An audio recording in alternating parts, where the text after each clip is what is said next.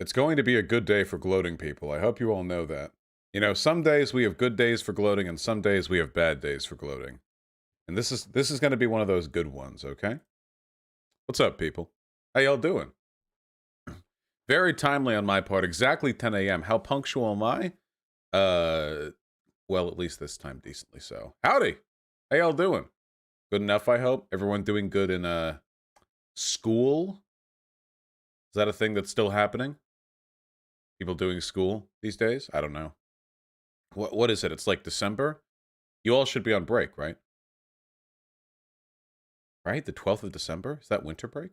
No, that's before winter break. So it should be exams time, right? Right before winter break. So it's exams week. Okay, there you go. Well, I hope you're all doing well in your exams, you crazy kids. I've been out of school for a little while. How y'all doing? Man, oh god. So much is happening. You have those big weeks, you know. By so much I mean news-wise. I'm not vague posting about my own life. I'm doing great.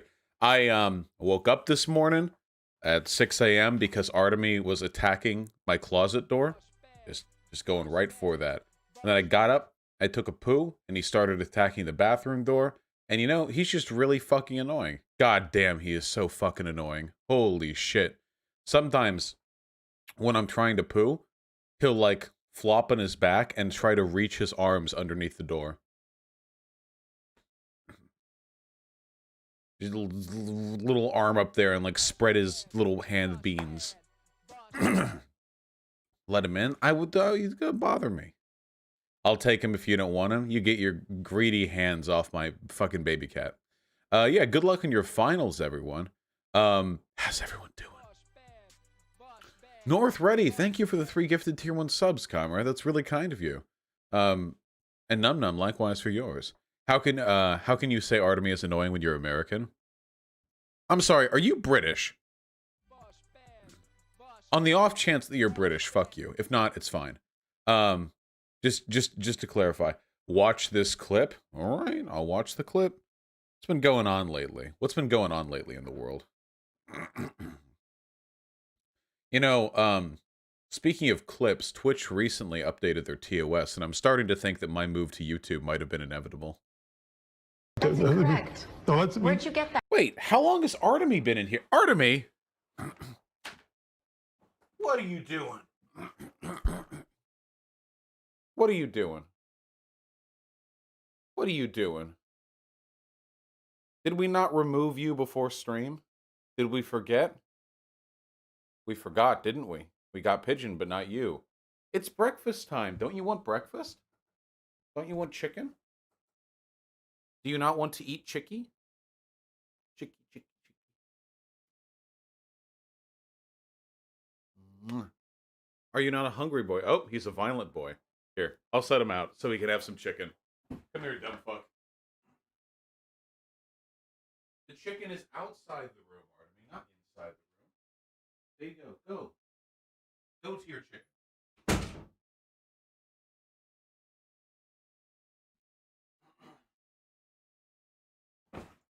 Gotta lead these people to the chicken, you know?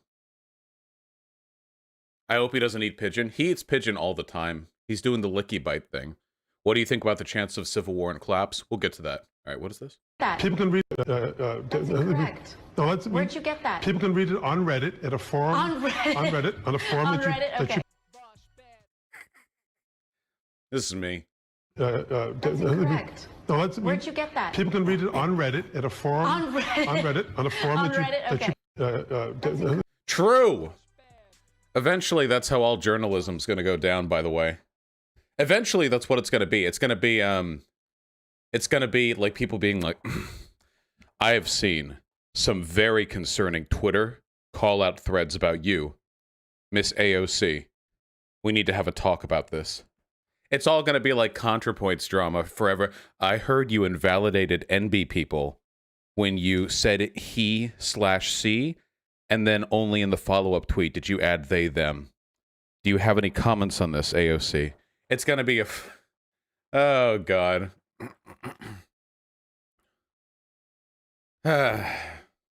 So Vosh, you're banned from Twitch? No, I just don't stream there. What are you talking about?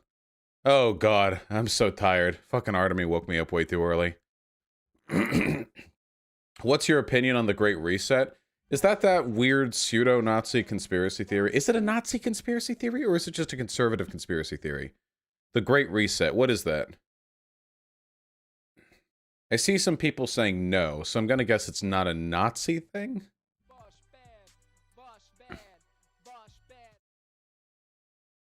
What's the difference? Yeah. Hold on. The Great Reset. Oh, the Great Reset from the World Economic Forum.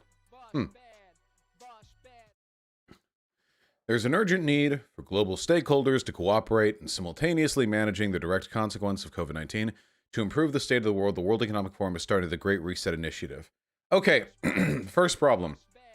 Why the fuck would you ever make it sound so sinister? The Great Reset? This sounds like something an anime villain would plan as they envelop the world in anti-neutrons to purge Earth of the all human emotions so we may rise again as a... This sounds like some Thanos shit, okay? Why the fuck would you call it the Great Reset? It's such a stupid name.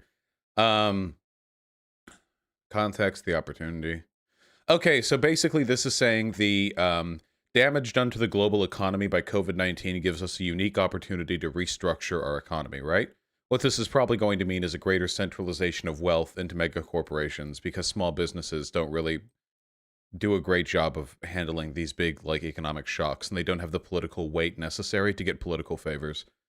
So, I don't know. Maybe it's cringe? I have no idea. I need to look more into it. There are a million ways this could go, right? Like, it could end up being a good idea. There's nothing wrong with doing capitalism better than the way we're currently doing it. I don't like capitalism, but as long as we're in capitalism, there's nothing wrong with improving the way it functions, you know?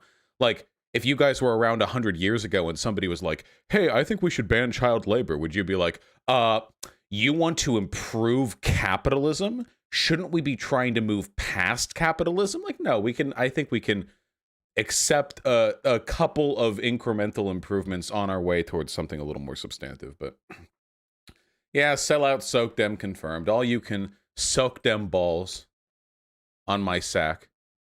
Yeah, Marx actually said that. Well, yeah, of course you want to do that. It sounds like they're going to nuke the world. Yeah, the Great Reset, where they blanket the world in the ash of a nuclear apocalypse, you know? And only the strongest survive. How do you respond to allegations of being a radlib? Well, I don't know what a radlib means, so I guess maybe it can be okay. I still don't know what the fuck a radlib means. Everybody's a radlib these days. Vosh trying to fix the system ensures its continuity for longer, someone would say. That is not the case. At all. When has that ever been demonstrated to be the case? That attempting to reform capitalism, like by removing child labor or slavery, that kind of thing, has led to less anti-capitalist sentiment. I guess you could make the argument that the New Deal did that to an extent. The New Deal did sort of supplant a lot of socialist mobilization in the country, but how much of that was because of the New Deal itself and how much of that was because of the Cold War, you know? Because they kind of back-to-backed each other to an extent. And also, the New Deal only came about because of all the socialists who were petitioning FDR to do something, you know? So it was kind of on them. I don't know. Do you hear Mitch kill another COVID bill? Yeah, dude, that's the only way he can get off. Every COVID bill that Mitch kills prolongs his life by another 3 weeks. Could you help a non-debate lord debating someone who thinks Trump isn't a fascist? What arguments do you think you have? I don't know, dude. You're going to have to look through my channel, okay? I feel like that's a topic I've touched on so many times that it's just going to be boring for my audience to explain why. It's fucking... Oh, God. As a Scandinavian, I can tell you social democracy leads to complacency. Socialism is closer in the US than here in Denmark. I don't know if that's true, dude. Don't get your impressions of how far along America is off of Twitter. America is insanely fucking far right with regards to its perspective on, like, ownership of capital and the worship of businesses. Look, I don't know much about Denmark's, like, political culture, but I would be astonished if America was more ready for socialist radicalization than Denmark is. I can tell you one thing. We're definitely closer to fascism than Denmark is. Maybe America just has a really narrow Overton window. So, like, fascism and socialism are just right on the edge at all times, you know? How do I feel about the death penalty? I'd say it's about 9.5 cringes out of 10, you know? Like, if the hypothetical maximum amount I could cringe at anything would be 10 consecutive times, I would say the death penalty gets me there about 9.5 times, you know? You could make it 10 out of 10 child death penalty. There you go. Now you've nailed it, 10 out of 10. But just death penalty on its own, 9.5 out of 10. To be honest, it's so expensive and cruel. Yeah, it's pretty dumb. The thing that I never really got about fucking death penalty is our process for the executions, you know? The electric chair and lethal injections are both, like, exponentially more expensive than the firing squad, and the firing squad is more effective. I know that sounds inhumane. This is irrelevant, by the way. We shouldn't be killing people anyway, but I'm just saying, like, not only are we killing people, it feels like we're doing it through, like, this unnecessarily circuitous method. Is it? Yeah. Lethal injection, the chemicals are really expensive because there's a whole process for verifying that they're lethal enough, and sometimes they don't work, and they're painful, too. Just at the end of the day, like, generally speaking, a bullet through the brain is probably the most effective way of instantly killing a person. But, yeah, I don't know. Just really weird. From YouTube chat, is Vosh into guys? You got it, my dude. You feeling around? You throwing out some feelers, my dude? Sorry, it's COVID season. I'm being very responsible. No can do. It should be death by gladiator trial. I think what we just need an area of the United States we can exile death penalty people to. Wyoming too, okay? We just find the space in Wyoming, and we make Wyoming 2, okay? And we fence it out, and they just get to go there, okay? And maybe it'll be like a little Australia situation. I don't know. They'll make it work. It seems like all the people who get executed are black people who are probably innocent of the crimes they're accused of anyway, so maybe their high social, cooperation skills will lead to them creating some sort of utopian paradise. Beheading is the most humane, painless way to kill someone? How would you know? You fucking psycho? Have you experimented? What the fuck is wrong with you? Beheading? Do you want the government to have a fucking executioner? Like a fucking giant muscular guy with like a black mask and a cleaver? Jesus. You fucking lunatics. You sociopaths. One is actually alive when you get beheaded for a couple seconds? Well, how do you know? What the fuck is wrong with you people? Okay. New solution. Okay? New solution. We bring back nuclear tests in Nevada. They just get strapped to the bomb. Okay? There's no possible fucking way you feel that, right? There's no way you feel that. There's no way you feel that, okay? That has to be the most immediate...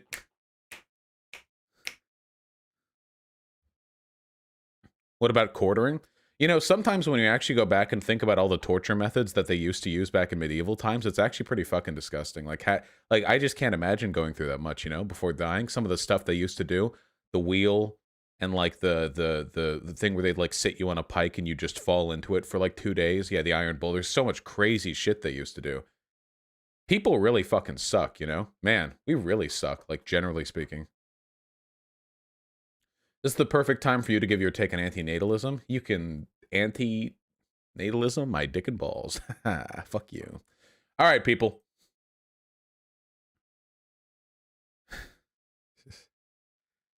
Crucifixion is also awful. Yeah, that too. They would make you eat honey and milk and throw you into the wild till you shit yourself and insects cover you. How do we get on this subject? Can we focus? Okay. Back to segments, people. Oh, okay. We got. Feel like we got. Yeah, we got. A little off the beaten path. A little smidge. Hold on one moment. CNN has learned. Shut up!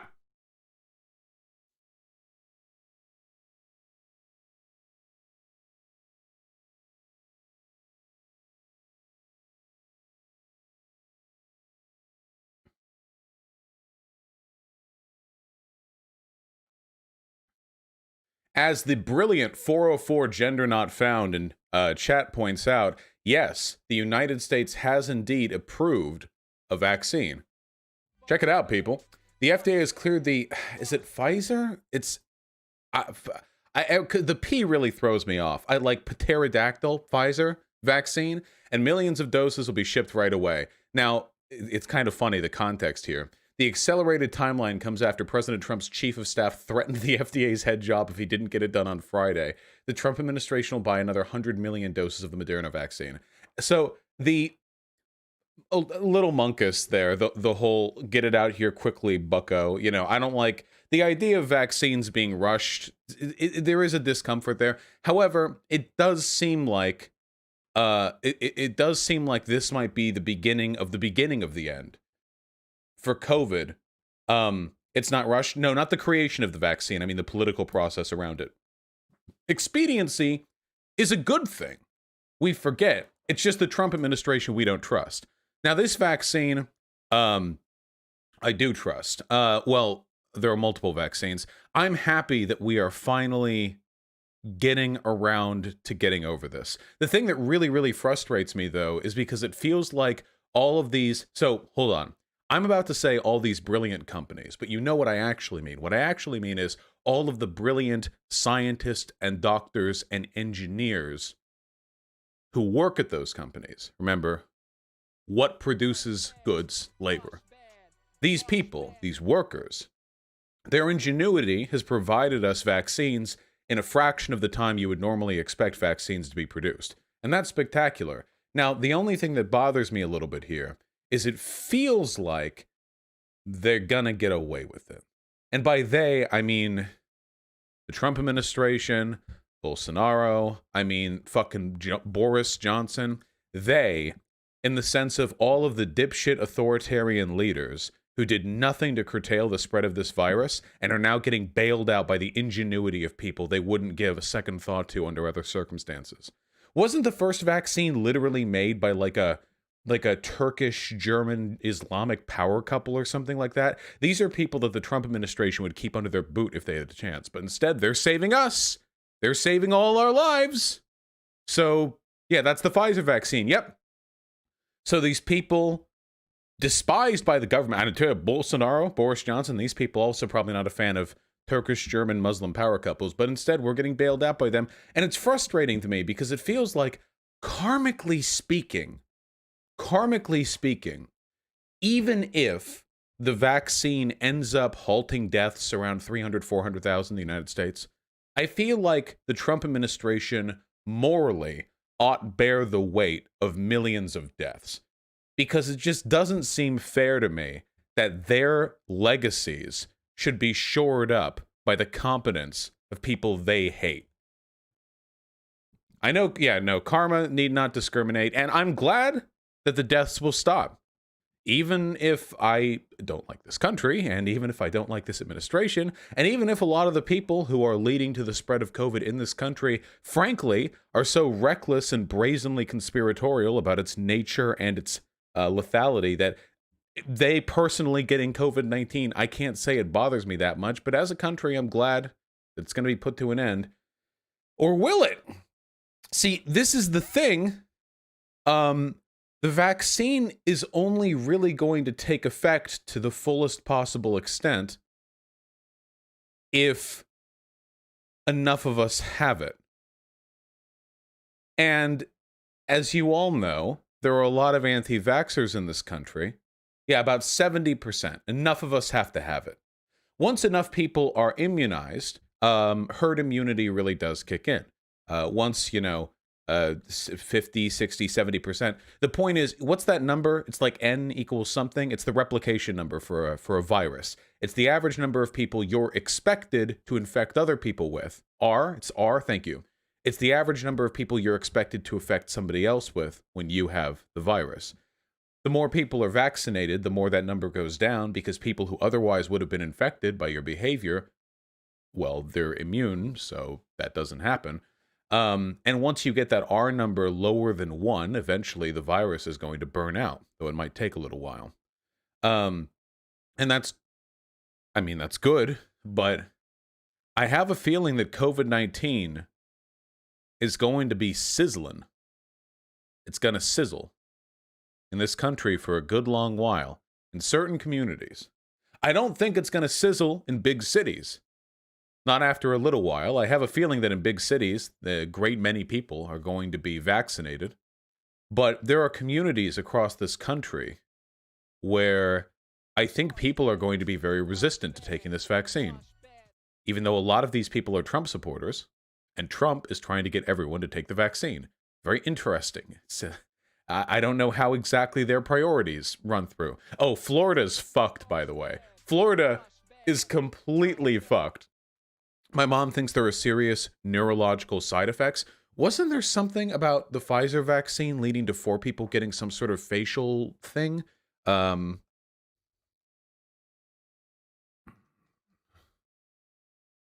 Bell's palsy? That really happened. CDC monitors... Oh, hold on. CDC will monitor for Bell's palsy among Pfizer vaccine recipients, but sees no causal relationship. Wasn't there that one? There were 4 people? After 4 cases were reported among trial participants, though the vaccine doesn't appear to cause the condition. Okay. There were people with severe allergies who had a reaction to the Pfizer vaccine? Nice. Okay, that's good. 4 people is actually below the average for Bell's palsy and Pfizer sample size. Oh, so what you're saying is that the Pfizer vaccine actually prevents Bell's palsy. Well, I'll be sure to spread that on Twitter. Thank you. No. It looks like... Don't. Stop. No, that's not true. That's fake news. Don't do that. Oh, so it's a cure. Wow. I think things are going to be fine in some communities and very bad in others. And I really wonder how this is going to play out, because we know that there is a near limitless capacity for people to deny reality when it's staring them down the face. We know that's a thing. We know that's real. You know, people are very good at that. So what's going to happen to all them folks who don't think the vaccine is real, or who think that everyone's just dying of the flu for some reason, and then all of a sudden the deaths just go way down in the areas where people are taking the vaccine, and they stay right high in Florida, rural areas, Appalachia, you know, or all these communities? What are they going to do? What are they going to say? I genuinely don't know. It's pretty fucked. Like, how do you get a population on board with this? This is just a symptom of the larger problem of America being a country which is not capable of taking care of itself anymore, you know? I feel like if the American population was boiled down to a single individual, they would have to be institutionalized, or at the very least given a fucking caretaker. You know, one of the big components of, you know, political theory and economics, and frankly, basically all human behavioral science, is the belief that people attempt to act in their own self-interest, you know? That doesn't mean that they operate perfectly, but an entity acting in their own self-interest is called a rational entity. It doesn't mean they're perfectly, like, they know everything, they have all info, but it means that they can perceive what's around them and they try to act in their own best interest. But I feel like our ability to do that as a country is dying, like, really, really quickly. And at this point, I don't know, like, here's the real question, okay? Which do you think is going to take longer to heal? America from COVID or America from COVID deniers? Which of those two do you think are going to have the longer lasting impact in the fabric of this country? Because I think by far it's the latter. There was a tweet I saw a while ago saying, like, you know, I was looking forward to COVID being gotten rid of, but I feel like my trust in the American people is going to take far, far longer to get over, or to reestablish. It's really difficult. Oh, yeah, COVID's going to be around for a while. And by the way, I'm not making light of the deaths that COVID has caused. Not at all. I'm only saying that, like, this is going to happen again, you know? What's the next public health disaster going to be? We are facing down a risk of more frequent megaviruses from the way we abuse antibiotics. This is a whole thing. I don't think I've ever talked about this on stream, but the basic gist of it is now we have hand sanitizer, everyone takes antibiotics, and most importantly, we force feed antibiotics to cows and shit. Because we keep all these cows together because we want their meat and milk. We keep them all together, we don't want them getting sick, but we keep them packed together like a bunch of cow Tetris blocks. So to keep them from getting sick, even though they're sitting in their own shit and piss, we feed them antibiotics. But the problem is, the more you feed them antibiotics, the more the viruses and what have you inside of them get resistant to them. They evolve and develop and improve. And the inevitable consequence of this is that we're hardening them to eventually attack us. This is something that epidemiologists have been talking about for decades. It's also one of the biggest arguments against the meat industry. Yeah. Oh, sorry, bacteria, not viruses. I apologize. Whenever I'm talking about medical sciences, I'm really working off like fairly limited memory. But yeah, sorry, bacteria. My apologies, not viruses. Not that, by the way, in the context of what we're talking about right here, it makes much of a difference between the two. The point is that there are diseases that are going to rack this world. And it seems like we're not doing anything to meaningfully prevent that from happening, and the next time it happens, we're going to go through the same damn thing again. You realize this could start happening every 5-10 years? Like, what are we going to do next time? Hopefully the next time this comes around, it doesn't get so politicized. That should be the goal. We turn this into a big political fight. Or I should be clear, by the way, the Republicans did. Not we. We didn't do this. Republicans did. The Democrats from day one, and I don't like the Democrats, but fuck me, from day one, the Democrats have mostly just been, let's listen to the scientists, let's listen to the science, let's do what we're told to do, let's give it a fix, okay. The Republicans are the one who turned us into fucking don't tread on me, stand against the government, fuck everything, they're lying, China's lying to you. They turn this into a big political theater issue, and now we can't fix anything. So hopefully that doesn't happen again in the future. Hopefully the vaccine is effective. The more effective the vaccine is, the easier it'll be to argue against these positions in the future. How nice that would be. But I don't think so. And it's just, man, I have a generally positive opinion of humans in general, you know? I think that most of the reason why people are so fucked up right now is because of material conditions that encourage people in power who disseminate media and ideology to lead us down bad roads. I generally think, like, on their own, people are okay, you know? Fundamentally. It's usually external pressures that push us down bad roads. And I am being tested, my friends. The Lord is testing me. Because it would really suck if we end up developing, in all of human history, the most advanced civilization to have ever exist. I don't mean America, just the world. And then it all goes to shit because of something this stupid. Can it at least be something cool and dramatic? You always see that in the apocalypse movies. It's always like a meteor strike or nuclear war because of some cool conditions and the climate change. Well, does it have to be something really dumb and preventable and obvious? What an embarrassing way to go out, you know? We need to make sure, if nothing else, that when the aliens find this husk of a planet, they can write something cool on the tombstone, okay? Because if they come here and they find we all died of a disease we were capable of fighting against, they're like, oh, they all seem to have died of this disease. But all they had to do was stay in their homes for 6 weeks and they could have prevented it. Killed 8 trillion people. That's going to be really embarrassing, okay? We need to stop that. We need to do something about that. Oh, God.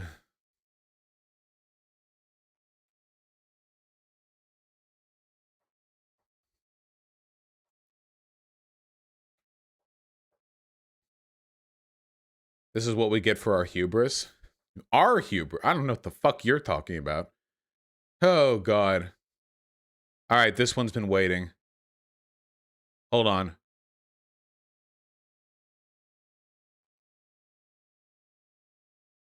Listen, we can do an Abigail Shapiro video if you all promise not to be weird about it. It's literally Hanukkah right now. If you guys are fucking weird, in fact, hold on. Nuke. There. Anyone doing the echoes gets nuked.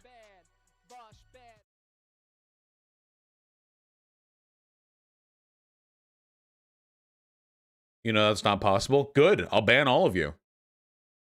Man. You know, apparently her like to dislike ratio has been getting better lately. I'll turn off chat. Yeah, milk. Get milk. Get all of it. There you go. Hyena, kill him. Why WAP is degrading to women. This was from 3 months ago? Was the WAP thing really just 3 months ago? That's crazy. Amazon modest swimsuit haul. And that's the video that gets 250,000 views? I don't know how YouTube works anymore. 5 ways to be a better wife.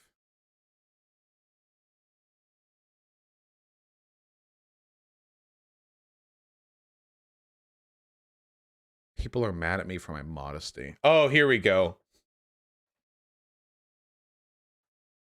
Love me this shit.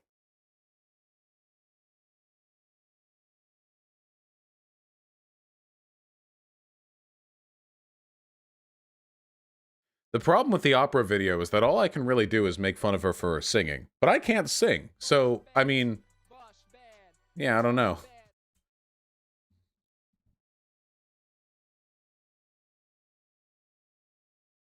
Learn how to sing on stream? Maybe one day. Hey, people!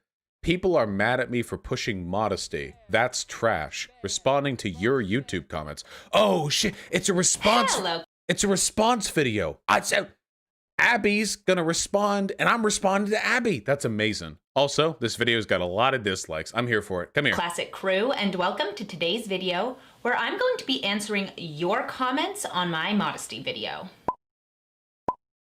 So there's another modesty video. Okay, but we can do this one. Okay, this is probably gonna catch us up, okay? So a few months ago, Also, classic crew? Isn't that a type of, like, jean from Old Navy or something? All right. I did a video called Why You Should Dress Modestly, and I got a lot of views on that video and a lot of comments, and I thought it would be fun to respond to some of those comments here and respond to some of those concerns here. So some of it's going to be a little bit funny, a little bit sassy, but some of it is going to be serious too, because this is a topic that a lot of people... Wait, here's the issue. If all the wait, what if I don't agree with the comments that are being made? Oh no. Wait, hold on. That's the problem. What if all the comments are like, you stupid whore, you piece of shit? Like, I don't want to have to take her side. Hold on. What was the other video? That's not how you spell anything. Okay, wait. This is from 7 months ago. 1.4 million views. But I watched it? Did I watch this on stream? Does anyone remember? Did I watch this on stream? I did. Oh, okay. This is like the follow-up then. Okay, we can do it. Let's give it a shot. A lot of questions about, and I want to answer them as honestly as I can. But before we get into that, I really want to thank Nord Green for sponsoring today's video. Don't. Nord Green Stop. Absolutely Stop. how light this watch is to get this in the navy blue. And Come on. And they have eco-friendly packaging. Come which on. If you buy a watch, they will give back to one of those 2 minutes? Shameless. 3 causes. It's a with Nord Green. So I've got the link in the description box below. Of course, you guys know I would never recommend a product to you guys that I get into. Oh my God. So what I noticed when I was Okay. going through the comments on my modesty video was that most of the questions sort of fell into 4 categories. So what I figured I would do is I would actually just address each category, and Make sure to like and subscribe to this video if you're enjoying it, by the way. then I'll just splash a bunch of the comments on the screen and you can kind of see them for yourself. So the first category I want to talk about is the comment that I made in the video that men are visual creatures, not emotional ones. Oh, I remember that. Let me clarify that because it did come up quite a bit in the comments. When men and women meet for the first time, among the first things they're going to notice about each other is their looks. And this is even more particular for men. Both men and women are attracted to each other and attracted to each other's bodies. Oh God. Oh God. What am I even supposed to comment on here? Okay, I just want to say I really do appreciate the ultimate fucking irony of e-girl trad wife aesthetics, you know? Like having a cute little background decor and dressing up for the camera, and then you're gonna get to an audience of tens of thousands of people and talk about how to be a trad wife. Like it's very strange to me, you know? Okay, what are we talking about here? So the guy and the girl, they see each other. All right, let's do it. But men and women aren't symmetrical in that attraction. Okay. Men and women's sexualities are just different from each other. I have 2 studies that are both very good examples of this, and I'll link them in the description box below. Russell Clark and Elaine Hatfield ran a study on a campus, on a college campus, and what they did was they had an average-looking female student walk up to young men on that campus, and this young woman just said, "Would you like to go to bed with me tonight?" There were 3 answers that the men could respond with, and 75% of those respondents said yes. Said, "Yes, I would like to go to bed with you tonight." Not knowing anything else about this girl, not knowing anything else about her personality, said yes. They then flipped it, where they had an average-looking guy go up to young women on campus. 0% of women said yes. What does that tell you about... It tells you a lot of stuff. Okay, hold on. There are 2 ways to approach this. The correct way and the incorrect way, okay? Prescriptively and descriptively, okay? So, hold on. The problem with people like Abby over here is that she's making prescriptive arguments about the research that you find on the difference between how men and women behave sexually, okay? So, let me give you an example, okay? Here's a quick example, all right? Say you have a guy and a girl. They're both 19 years old. They're in college. They're both horny as fuck, okay? They're desperate to pound or get pounded, okay? They're dripping for it, all right? Now, here's the issue, okay? Generally speaking, there are a bunch of conditions that make it easier for the guy to get away with casual sex than for the girl to get away with casual sex. Among those issues being the increased likelihood of the girl being susceptible to rape or sexual assault and increased social stigma. No guy is ever shamed for fucking around easy. Girls get shamed for that shit all the time. There's also a much different rate. See, listen, I don't like to happer on about this because if you don't know this stuff, like it sounds like weird, cringy virtue signaling male feminist bullshit. But like, unironically, if you're a guy, isn't it great to be able to just walk around campus at night? I could just do that. It's 10 p.m. I can just walk around campus. Doesn't matter what for. I can just walk around, listening to some fucking beats. I can practice my stroll. I can walk with my feet as far apart as possible. I can do the crab walk. I can do whatever I want. Girls, they walk in packs at night. Unless you're just walking from dorm building to dorm building, they tend to walk in groups. You know why? Because there's a very high likelihood. Sorry, by very high, I mean a greater likelihood than with me. I don't mean like 90%, but there's a much higher likelihood they'll get harassed or like some weird will happen. A lot more weird shit that goes on with how women get treated with regards to sex. So here's the issue, okay? And here's the answer. Is it true that men and women approach sexuality differently? Yeah, undeniably that's true. Is that because of some inherent biological difference, or is that because of a bunch of social and conditions? Well, it's hard to say.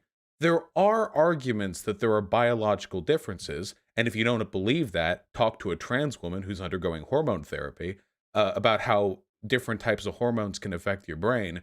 But the difference is when you make prescriptive arguments about this, you make it sound like it's invalid for people to act a given way because it's not socially acceptable, you know? If a lady wants to be super slutty or whatever, that's fine. I guess most ladies won't be, but if she wants to be, that's great. Go for it. I don't know. It's not my problem. We live in a free country. The issue here is that classically Abby is making a video about the moral virtue of modesty. She's not making descriptive arguments. She's making prescriptive arguments, which means that these studies don't reaffirm the moral position she's trying to assert. Does that make sense? Yeah. Can you address the study she's using? Yeah, we just looked at it. I don't know, when was it? 1989. Okay. Using a 30-year-old study for sexual norms. Gender differences in receptivity to sexual offers. Both of these studies are saying that men are more willing to just flat out have sex with random people than women are, which is probably true. I mean, anecdotally, that's probably the case. Female and male sexuality. It's different. It's just different. In another study, there were 88 friends, male-female friendships on a college campus, and they separated the friends. They put the boy in one room and the girl in the other, and the men were much more likely to be attracted to their female friend than vice versa. And the men were also more likely to think that their female friend was interested in them, as opposed to the other way around. So men's sexuality is different than women's. Again, you can't make biological arguments based off of that. Somebody said that the conclusion to this study included something that I said. Was there anything in here that indicated that social conditions... Chi-square value, traditional... We now know that this is so. We're not quite sure why this is so. It may be that, as sociobiologists suggest, women are eager for love and commitment, men are eager for sexual activity. Such theorizing is consistent with the data. Both men and women were willing to date a total stranger. Women were unwilling to go to a man's apartment or to have sexual relations. Men, on the other hand, were surprisingly willing to go to a strange woman's apartments or to bed. In fact, they were less willing to accept an invitation to a date than to have sexual relations. Interesting. Consistent with this interpretation were the subject's reactions to the requests. In general, the female experimenters reported that men were at ease with the request. They would say, "Why do we have to wait until tonight?" Or, "I cannot go, but tomorrow would be fine." The men that said no even gave apologies, i.e., "I'm married" or "I'm going with someone." In contrast, the women's response to the intimate request from males was, "You've got to be kidding," or "What's wrong with you? Leave me alone." Of course, the sociological interpretation that women are interested in level, men are interested in sex, is not the only possible interpretation of this data. It may be, of course, both men and women were equally interested in sex, but that men associated fewer risks with accepting a sexual invitation than did women. Men may be more confident in their ability to fight back a physical assault than are women. Also, the remnants of the double standard may make women afraid to accept a man's invitation. Damn, in the 30-year-old study that she linked, thank you for encouraging me to go back on this. Jesus Christ, why do they link studies that disprove their... By the way, this is actually really, really easy to affirm. In my personal experience, because I fuck men and women, I'm much more willing to go over to a woman's apartment for a random hookup than a man's. Yeah, it's not like I'm any less horny for guys than for girls. It's because I know, or at least I'm very confident, in my safety if I'm hooking up with a woman, less so with a guy. Though still pretty confident. Because I'm a big boy. Anyway, yeah, the study here basically includes my counter-arguments, so... These studies prove it, but of course, it's kind of obvious. Men's sexual intent can be triggered just by a physical attraction. But women being physically attracted to men often is just a piece of the puzzle. Nope, the studies you looked at did not support that assertion. When it comes to how that relationship would move forward. And here's the thing. We want men to be attracted to us, right? It's important. It's important to romantic relationships, and it's empowering. But here's the thing that's not always going to work. We want control over who's attracted to us and when someone is attracted to us. Think about this scenario. If you're out at a party and a guy is across the room and you think he is very attractive and he kind of looks over at you and makes eyes at you, you're going to be happy that he's interested in you. But that really depends on who you are. There are plenty of women who don't like being eye-fucked in public, but... Now think of that exact same scenario when it's a guy that you're not interested in at all, who you think is a creep, and he's looking over at you. This is the incel mate. Also, wait, this has nothing to do with women.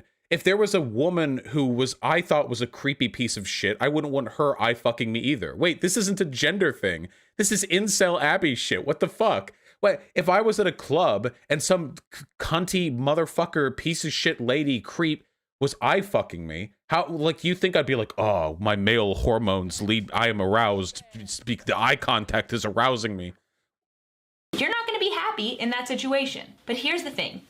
By the way, this is literally that meme. What's the meme, you know? Where the handsome guy walks into the cubicle and he's like, "Hey there, Jessica. Hope you're looking great today." And she's like, "Aw, thanks, sweetheart." And then like the fat guy in the same clothes or whatever walks in. He's like, "Hey there, Jessica. You're looking lovely today." And she's like, security? You know, that one? You know what I'm talking about. Everyone's seen that damn comic. You don't get to choose who's attracted to you. And context and content for attraction is everything. And when men initially meet you, if you are dressed in an immodest way, oh no, they are going to be contending with the distraction of your body and wanting to know if maybe you are interested in a one-night stand, as opposed to getting to know who you are. And whoa. All right.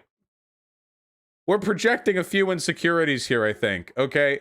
Listen, if you're out at the club and you see some big honking titties hanging out of a shirt, okay, and that makes you less interested in knowing the person to whom the titties belong, I don't think that's on the titty owner. I mean, look, dressing provocatively is a part of your presentation, and it can be a way of communicating, like sexual frivolity or sexual intent. But like all things, you should probably check up on that first by talking to them a little bit. If you walk up to somebody in the club and they have big boobas just hanging out there, big boobas, you know, like, you shouldn't walk up to them and just say, "Hello, big booba." Like, you should probably say, like, "How's the weather?" or some dumb shit. You should probably talk about something else. And like, if you, okay, look, at the end of the day, listen, here's my libertarian individualist take, okay? If you're a lady, dress however the fuck you want to dress, and if you feel like guys aren't taking you seriously because you're dressed provocatively, then that means the guys are shit anyway, okay? You really want to have a boyfriend who's going to pay less attention to you because your tits are out? The fuck is that? So fucking weird, you know? Like, you're basically like screen checking. Look, okay, again, like this isn't because I'm a guy, so my interactions with this are different, but like, if you're a girl and you actually get the feeling you're being taken less seriously by guys, you really thinking like, oh no, if only I had dressed in a turtleneck, this guy might be treating me better and he might be my boyfriend? Is that what you want? I don't know. Maybe if you're fucking desperate for attention. And your personality, and look further into the future than just that night.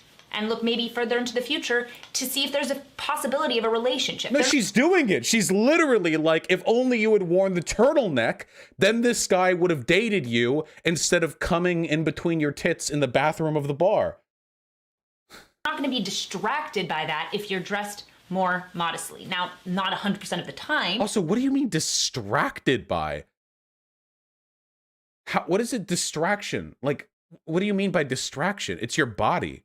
You have your body there, whether or not, should every woman dress in a fucking burqa? This is unironically the argument, by the way, that Muslim traditionalists make. It's the exact same argument. Literally, it's the identical argument, which is funny because Ben Shapiro fucking hates Muslim people, but this is the exact same argument. It's that women should preserve their modesty by dressing in burqas because that way you don't distract and entice men with your bodies. It's the exact same thing. So, I mean, I don't know. Trad unity, I guess? But it is more likely. You want a guy to get to know who you are, not just what you look like. Why can't you do both? They're not mutually exclusive. You're not looking to date, where maybe you're in a professional setting. You are creating a scenario and a context where they might be distracted by your sexuality. And men that you would never want. Damn, that sucks for them. Anyway.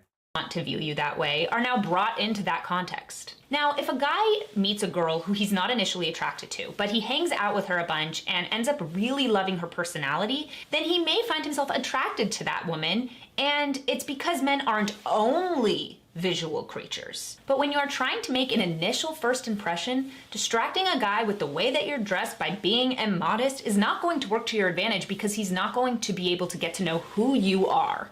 Again, if a guy can, I feel like I feel like I'm doing the classic male feminist thing by pointing out this incredibly obvious like fact of reality. But if a guy can't learn who you are because your body is exposed, that can you not meet people at the beach? Can you not like meet up with people at the beach because everyone's wearing like board shorts and bikinis and they're too distracted? Their lizard brains can't look past the exposed flesh of the other person. The too much booba. Like it's really weird. I don't know. Again, like when I'm not trying to be mean or anything, but when I watch shit like this, it really makes me feel like Abby is just like projecting some serious fucking insecurities that like when she was growing up, her parents would beleaguer her for any time like she showed any interest in being like a, I don't know, like as a teenager or something, like you want to dress up a little bit and the parents smack you down. And now she's internalized this feeling that her worth as a person is determined by her modesty. That shit just makes me feel really fucking weird. Well, he's distracted thinking about just the physical aspect of your relationship. And I do want to say that none of this is meant to imply that women who dress a certain way are responsible for a man acting in a horrible way and taking advantage of them. Not at all. Men have self-control and they shouldn't act that way. That's disgusting. Okay, I appreciate that. No, I appreciate that. But it is weird to say even if you dress provocatively, you're not responsible for men raping you. But if you dress provocatively, you are responsible for men not taking you seriously. It feels like weird to draw the line at the midpoint. You know what I mean? But what I'm talking about is women attracting the attention that you deserve and you want. A relationship-based attention. What if the woman wants the big boobie to be the attention they want? What if they want the booba attention? The booba attention. I mean, generally speaking, I feel like if a lady goes to the club and has her tits out, it's probably because she wants to be seen as somebody who has her tits out. I don't mean like you should all eye fuck her, like be weird or anything. But I feel it's not like they accidentally put on the clothes they do, right? Like if they're out there clubbing, there's probably a reason they dress the way they do. Women put a lot of effort into how they dress, or at least a lot of them do. I don't think they do this shit accidentally. If women are wearing clothing that accentuates their ass and tits or stomach or hips or whatever, they're probably doing it deliberately. So I don't know, more power to them. That's what every day I wake up and I think, if only the world had less people dressing provocatively, surely that would fix life's problems. Versus a sexual attention that is much more fleeting. So that is the answer to part number 1. Let's move on to category number 2. I dress this way for myself. Okay, so here is my response to that. Uh-oh. How often do you dress sexy when you're at home alone? And I'm not talking about taking a picture of yourself and sending it to somebody. Wait. That's not what they mean. Hold on. So there are people who dress up sexy at home, but that's not what they mean. Dressing up sexy for yourself doesn't mean you do it literally on your own. It means that you personally enjoy being viewed that way, even if you're not like pursuing a relationship or sex or anything like that. So there are people who dress up real fancy. By the way, I don't just mean dressing up sexy. I mean there are people who dress like fashionistas. And they go outside and they grocery shop. Why? They're not out there to look for a date, or if they are, they're doing a bad job because they're going to the grocery store. They just like looking that way. And some people like looking that way with their boobies out because it's just nice. Isn't it nice to have like the artistry of good fashion out there on display? Now, I dress like a lazy piece of shit when I go outside, so I'm being a hypocrite by saying this, but when I see people who dress up, whether that dressing up be sexy dress up or just like fancy fashionista shit, when I'm all out and about, the city, I think that's cool. I don't know, like everyone else is dressed in sweats and fucking hoodies. It's nice to see some people who are putting some work in, I think that's nice. It's not even like a wanting to fuck people thing. It's just, I don't know. Or posting it on social media. I'm saying literally no one is going to see you that day and you are dressed sexy. People are social. We want people to notice us. You want people to see you. You can want to do something for yourself because of how you appear to other people, because that will affect how you feel. But if you're not hanging around in sexy clothing by yourself with no one else to see you, you're not really doing it for yourself when you go out. Because you can want to dress immodestly in public without it being an effort to attract a relationship or sex. And that is what they mean by doing it for yourself. You do it because you like looking that way in public. most women hang around in what's comfortable at home. Now, not 100% of women, but most women do. We wear something that's more comfortable when we're at home. But even outside of that, let's say that you are somebody who wears sexy clothing when you're at home alone. Why do you want She's like misinterpreting the, okay. to feel sexy? Why do you like the feeling of sexualizing your body? Is it just because it's nice? No, it's because you want to feel confident that you are sexy. And be Why can't it just be because you look nice? Wait, why can't you just be because you look nice? Look, I wouldn't know because I'm just like a dumpy dude or whatever, but like I'm sure there are a lot of people who just like looking in the mirror and seeing someone like super attractive or sexy, but I don't know, right?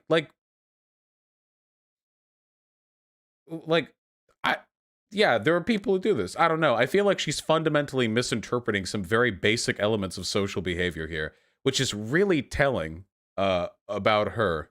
being sexy isn't something you feel in a vacuum. Of course it's not. Feeling sexy is important because it can influence the people around you and you could absolutely only the men that you want to attract. Now, I do want to address the idea of getting dressed every day during quarantine. Maybe you do decide you want to wear something sexier at home, but that is not the norm, right? We dress up every day while we've been in quarantine because we want to preserve a sense of normalcy. But in a normal day-to-day life, we're not going to be wearing clothing that is not comfortable at home. That just doesn't generally happen. This is so revealing. This is so interesting.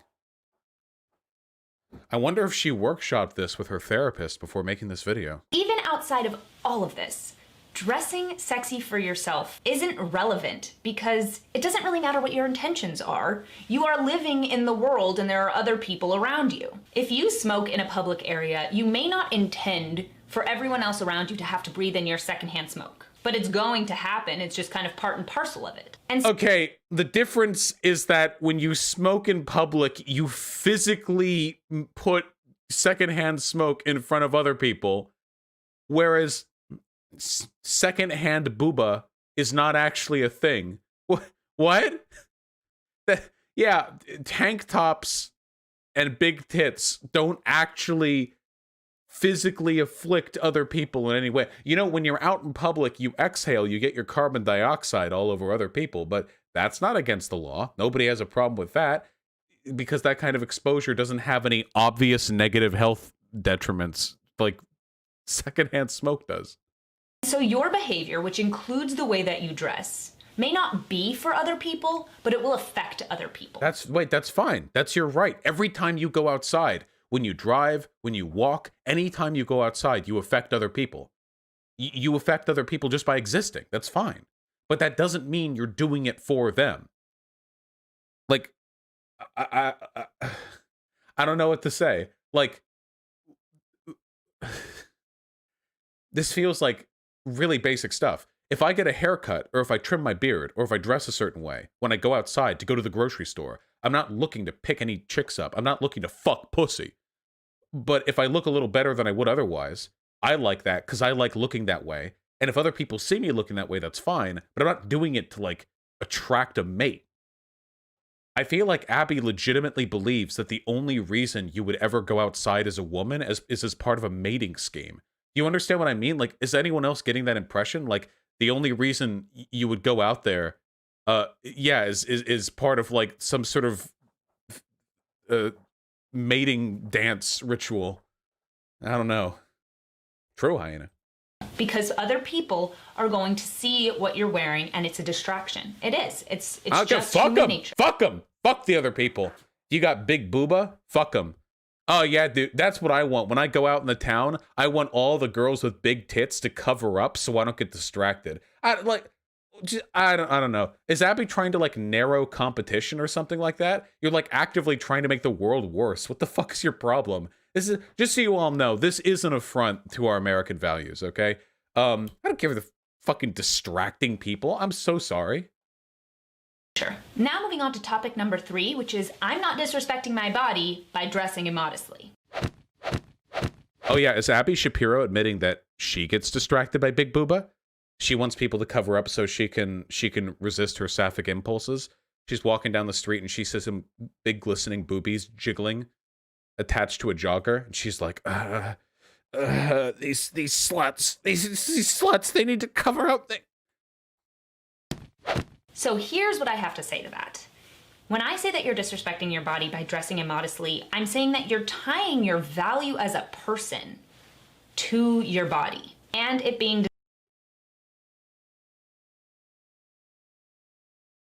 You could make this same argument about having your hair out. Abby, why don't you wear a hijab? You're tying your value as a person to the volume and color of your hair. Abby, why don't you wear a face mask? You're tying the value of your person to your facial feature. This is a completely meaningless argument, okay? This is a literally meaningless argument. Anytime you demonstrate or display any element of your body or personality, people are going to notice it. That doesn't mean you're reducing your entire character down to that one element. This reminds me when in high school they announced over the PA that the girls needed to be more modest and pull their skirts down and be careful of how you laid and suntanned on the grass during lunch because it's a distraction to the male faculty and staff. Jesus Christ, the male staff and faculty? And to this day, I'm stunned they just admitted their guys were pedos. No wonder our theology teacher fucked a 16-year-old. Yeah, dude, this is this is why I argue that traditionalism and pedophilia go hand in hand too. Because when you view women's bodies as like vessels for male attention, their age starts to matter a lot less. You know, that's fucking disgusting. Jesus Christ. Why out that your fucking 30, 40, 50-year-old male teachers are getting distracted by the high school girls suntanning? Jesus. Yeah, theology teacher, of course. Anyway, by the way, nobody ever makes this argument. Nobody ever makes this argument about guys, okay? You know what's way more distracting and way more like personality encompassing for a guy than a girl having her tits out? a guy wearing an obnoxious article of clothing. I don't know if we're talking about like one of those like tap out shirts, or like a stupid fucking fedora, or like an oversized jacket. There are a lot of weird clothing trends, like some one item guys get fixated on. And those things to me are much more distracting than any tits. A Hagau sweatshirts, but nobody ever talks about how you're disrespecting yourself by making that you're the center of your character, okay? Just desired. It's really important to understand the difference between attraction to you and who you are and your body. For young women, they can crave attention and male attention, and they may end up confusing desire for their bodies as love. And it's really important to know the difference, because if you're constantly putting out your body and thinking that is love when a man desires. Again, I feel like you're projecting, Abby. Wearing a tight shirt when you go outside doesn't mean you can't distinguish between love and sex. Also, by the way, girls having trouble knowing whether or not a guy is interested in them or just interested in their body, that happens whether or not the girls dress provocatively. In fact, in my experience going through high school and college, usually it was the women who dressed modestly who were more vulnerable to being confused about the intentions of guys who went after them, because the guys who went after them knew they were going after women who weren't as familiar with or comfortable with displaying their body in a sexual way. Women who had their tits out or who wore fucking belly shirts or whatever in community college were usually way more aware of whether guys just wanted to fuck or actually be in a relationship. Yeah, like, I don't know if like Abby went outside in like a spaghetti top one time and then fell in love and it turns out the guy just wanted to fuck her or something, but it's not true.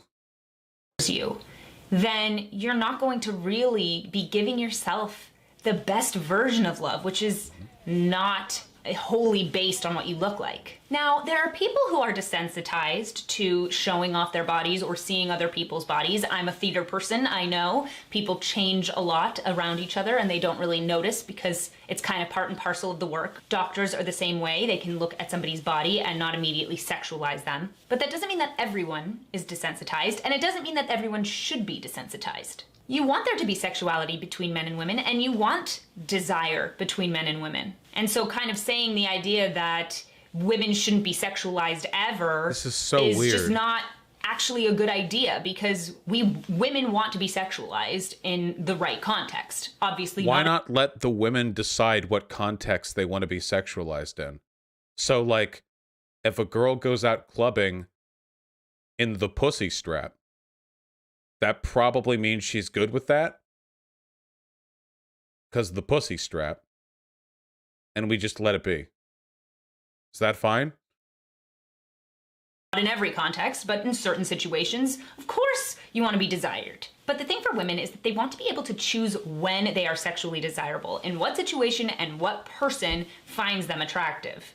But isn't deciding how you dress you choosing to an extent how you want to be perceived by other people? What? Wait, you're saying you want women to be able to decide, but then you're saying you don't want women to make the choice to dress provocatively. So you don't want them to decide. You want them to only be sexualized in their own home with the person with whom they've already had 37 dates. Like, you're removing people's choice. You're arguing against free choice.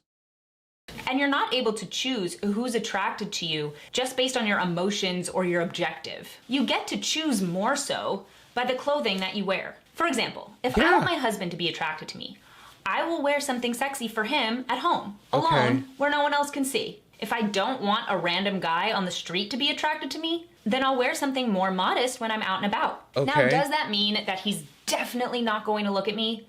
Of course not. Men are gross sometimes, no matter what. And there's a huge responsibility on men not to treat women like objects and be disgusting. But the responsibility of women is that they should be aware of the signals they're sending out, so don't be naive about what those signals could be. And they should want to... So this video has oscillated between, like, men and women have different sexualities and different sexual interests, and women don't want to show off their bodies because it makes other people's attraction all to their body. she seems to be operating under the impression that women who dress provocatively don't know what they're doing. Of course they know what they're doing. They chose they bought the clothes, they're dressing up, and they want to look like that. It's fine. That's it. It's fine. So we're being weird about it. Like, just let them dress that way.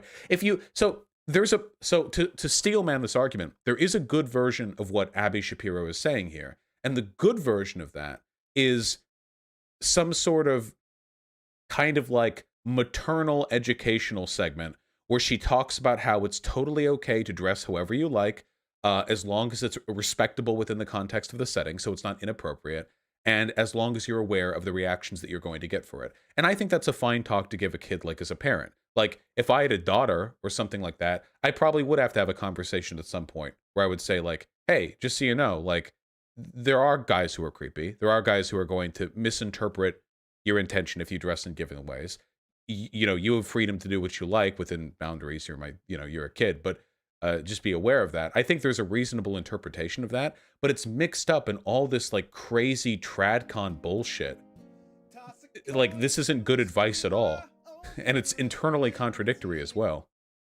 You can give good advice to kids. By the way, this is advice that I would give to, like, kids. I don't know if Abby Shapiro's channel is for kids. You know? Like, there's nothing wrong with giving that type of advice, but it's kind of like the Jordan Peterson thing, you know? By the way, it's funny, you invoke Jordan Peterson's name. Jordan Peterson might argue that because Abby Shapiro is wearing makeup in this video that she's trying to sexually entice all of us.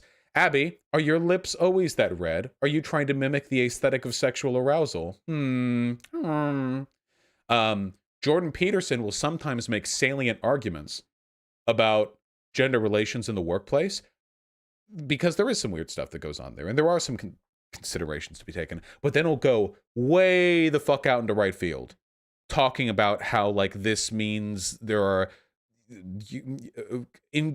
irreconcilable differences which we can't address as a society, so maybe men and women can't work together, and it's not good to dress up conservative propaganda as, like, parental advice. I think that's really weird. Send out the right signals, attracting the kind of attention that is more than just physical. The last category I want to address today is it's not my job to stop people from sexualizing me. Don't be naive about sexuality. Sexuality and being attracted to certain things isn't a social construct. We know what sort of... Wait, what? Okay, I don't know if she means, like, your individual sexual attraction isn't a social construct, even though it is, but, like... Okay, so, first of all, our general understanding of what beautiful people are has varied massively throughout time and culture. So, yeah, that's a thing. It's not like our brains were changing, just our conceptualization of what aesthetic tendencies were desirable. There are some elements of human bodies that always seem to be desirable. Facial symmetry seems to be something that we're pretty much always into. Like, across the board. But yeah. Also, what you as an individual are attracted to is really, really dependent on a lot of the socialization you've received throughout your life. Like, I don't want to get into specifics because it's pretty personal, but if all of you think about it, I'm pretty sure you can, like, think about whatever shit you're into now, and you can think on, like, what conditions may have led to you being like that. You know? Shot drops to 4, ice pop out of sockets, yeah. things are desirable sexually. Dressing in a certain way, not to be sexualized, is one, dealing with the reality about how men will respond to the way that you dress, because just because you intend a certain thing doesn't mean that everyone is going to accept it and agree and react in the way that you want them to. And two, it's about being respectful to the people around you. A lot of men don't want to have to deal with seeing a woman in a really immodest outfit. Okay, I'm really sorry. Tough shit? What are you the burden, the Sisyphusian burden I carry on my shoulders every day. I go outside and there are big boobas and they're all around me. Where's that picture of the guy, the guy from Simpsons, and the two strippers are dancing at him and he's like, what? Look, I mean, I'm not saying you should go outside naked or anything. Probably shouldn't do that. Or like just with pasties and a fucking plastic straw wrapper on the pussy lips. I mean, you should probably put some clothes on. But if we're just talking like dressing up like sexy, tough shit.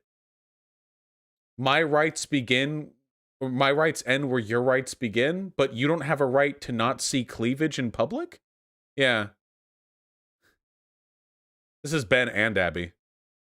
I think her husband has a wandering eye and she's making these videos to excuse his lack of self-control. This is some projection shit. Yeah, dude. This is the behavior of the women on Facebook who will DM like the friends of their boyfriend asking them to dress more modestly, you know? Oh God. When we went out to Applebee's the other day, I noticed that you were wearing some very tight jeans. And let me tell you, you look nice, but I was with my boyfriend and I would appreciate it if you didn't subject him to those distractions in the future. Like, at any time of the day, because they don't want to have those thoughts in their mind. They don't want to have those thoughts at all.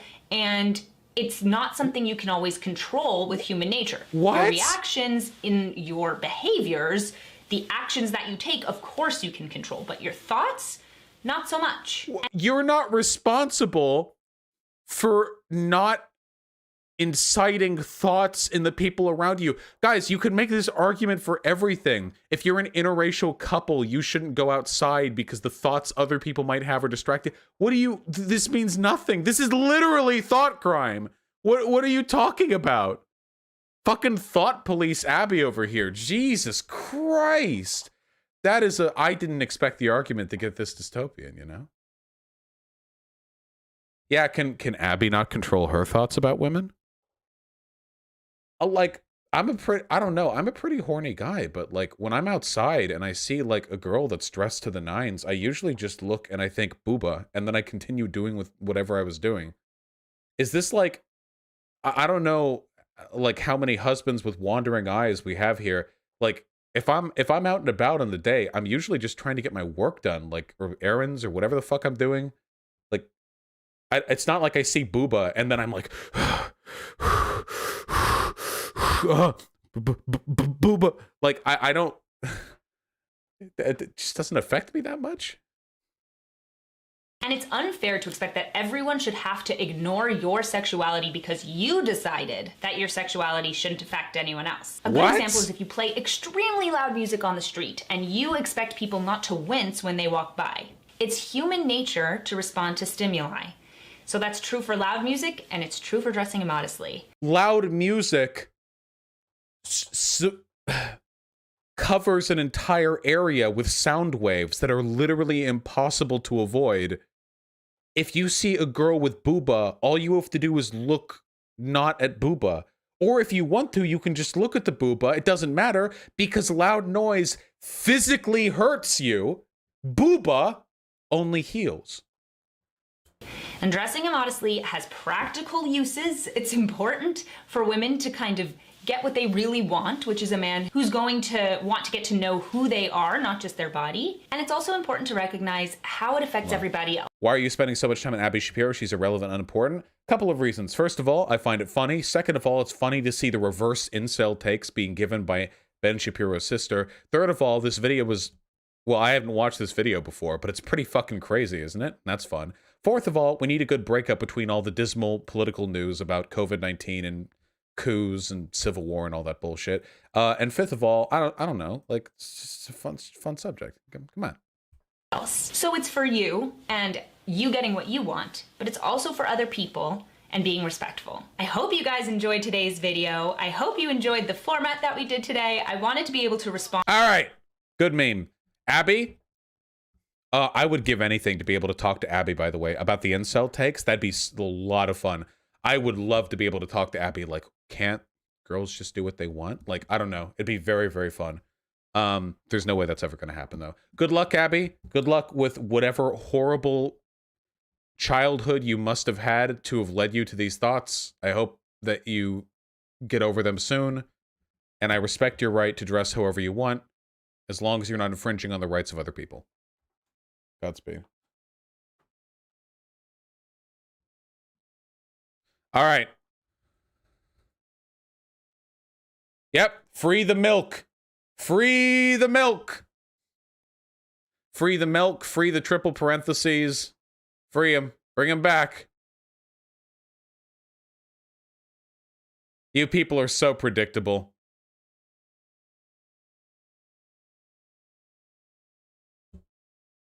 Welcome back. Man, I thought chat was quiet.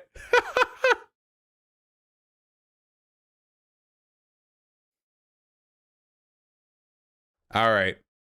Nicely done, people. No, you should have nuked parentheses. They're so annoying. I've talked about this to you guys before. I hope you realize that, like, the triple parentheses are only funny when you're making fun of conspiratorial intentions from other people. If you're just doing the triple parentheses because there's a Jew on screen, you're actually just being anti-Semitic. You guys know that, right?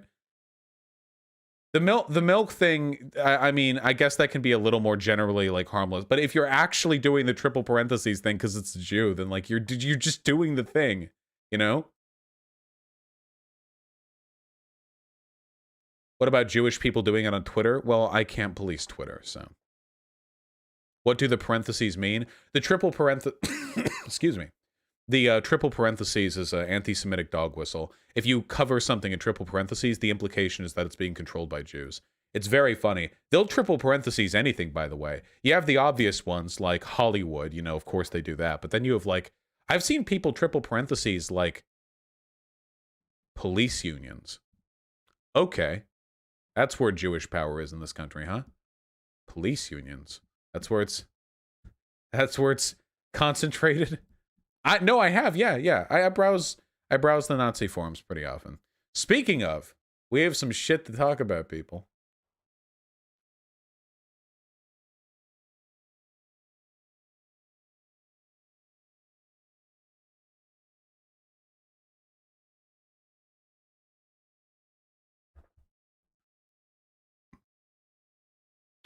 Oh no, more bad news? No, dumb fuck. Only good news today. Supreme Court rejects Texas's and Trump's bid to overturn the election. It's impossible to overstate how big of a deal this is. Let's read it out for a little bit. The Supreme Court on Friday, this is the proper Supreme Court, not a state Supreme Court, rejected a bid from Texas's Attorney General, who, as we researched in a previous stream, is currently under investigation for federal crimes and probably looking for a pardon from President Donald Trump, to block the ballots of millions of voters in battleground states that win in favor of President-elect Joe Biden. The court's order, issued with no public dissents, to dismiss the challenge is the strongest indication yet that Trump has no chance of overturning the election results in court. Folks, remember how nervous we were that ACB, the fucking 6-3 Supreme Court, was going to end up affirming all these legal challenges? They didn't even hear it. They didn't even hear it. They didn't even have it on their fucking desk. 9-0. They shut it down. They didn't even hear the fucking case. No standing. You know why, of course. It's because of the 10th Amendment, correct? What standing does Texas have to overturn the voter results in other states? 7-2. Actually, no, not 7-2. There are conservatives saying that there were 2 dissenting judges, but I don't believe there's any evidence to that at the moment. It's 9-0. No public dissent, as far as I'm concerned. That means it's done.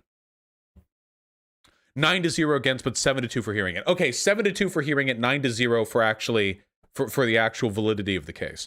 Yeah, 9-0. Never forget. It's done. No, guys, listen to me. It's done. This was the last hurrah. This was the final hurrah. This was it. This was it. This was it. It's done. That was their big shot.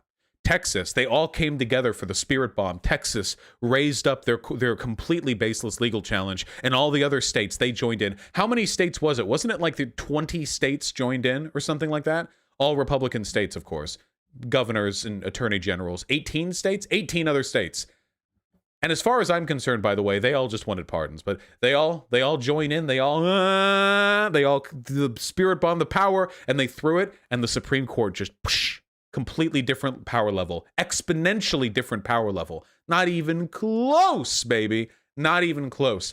And man, oh man, oh man, it has been, the fallout has been spectacular. I don't even know how to go over all of it. I mean, I got a couple of screenshots and stuff. I mean, we could have gone to, listen, if we went for a full Cope compilation right now, we could fill up the rest of the stream doing it. But take a look at some mad people. Here's Milo Yiannopoulos on Parler.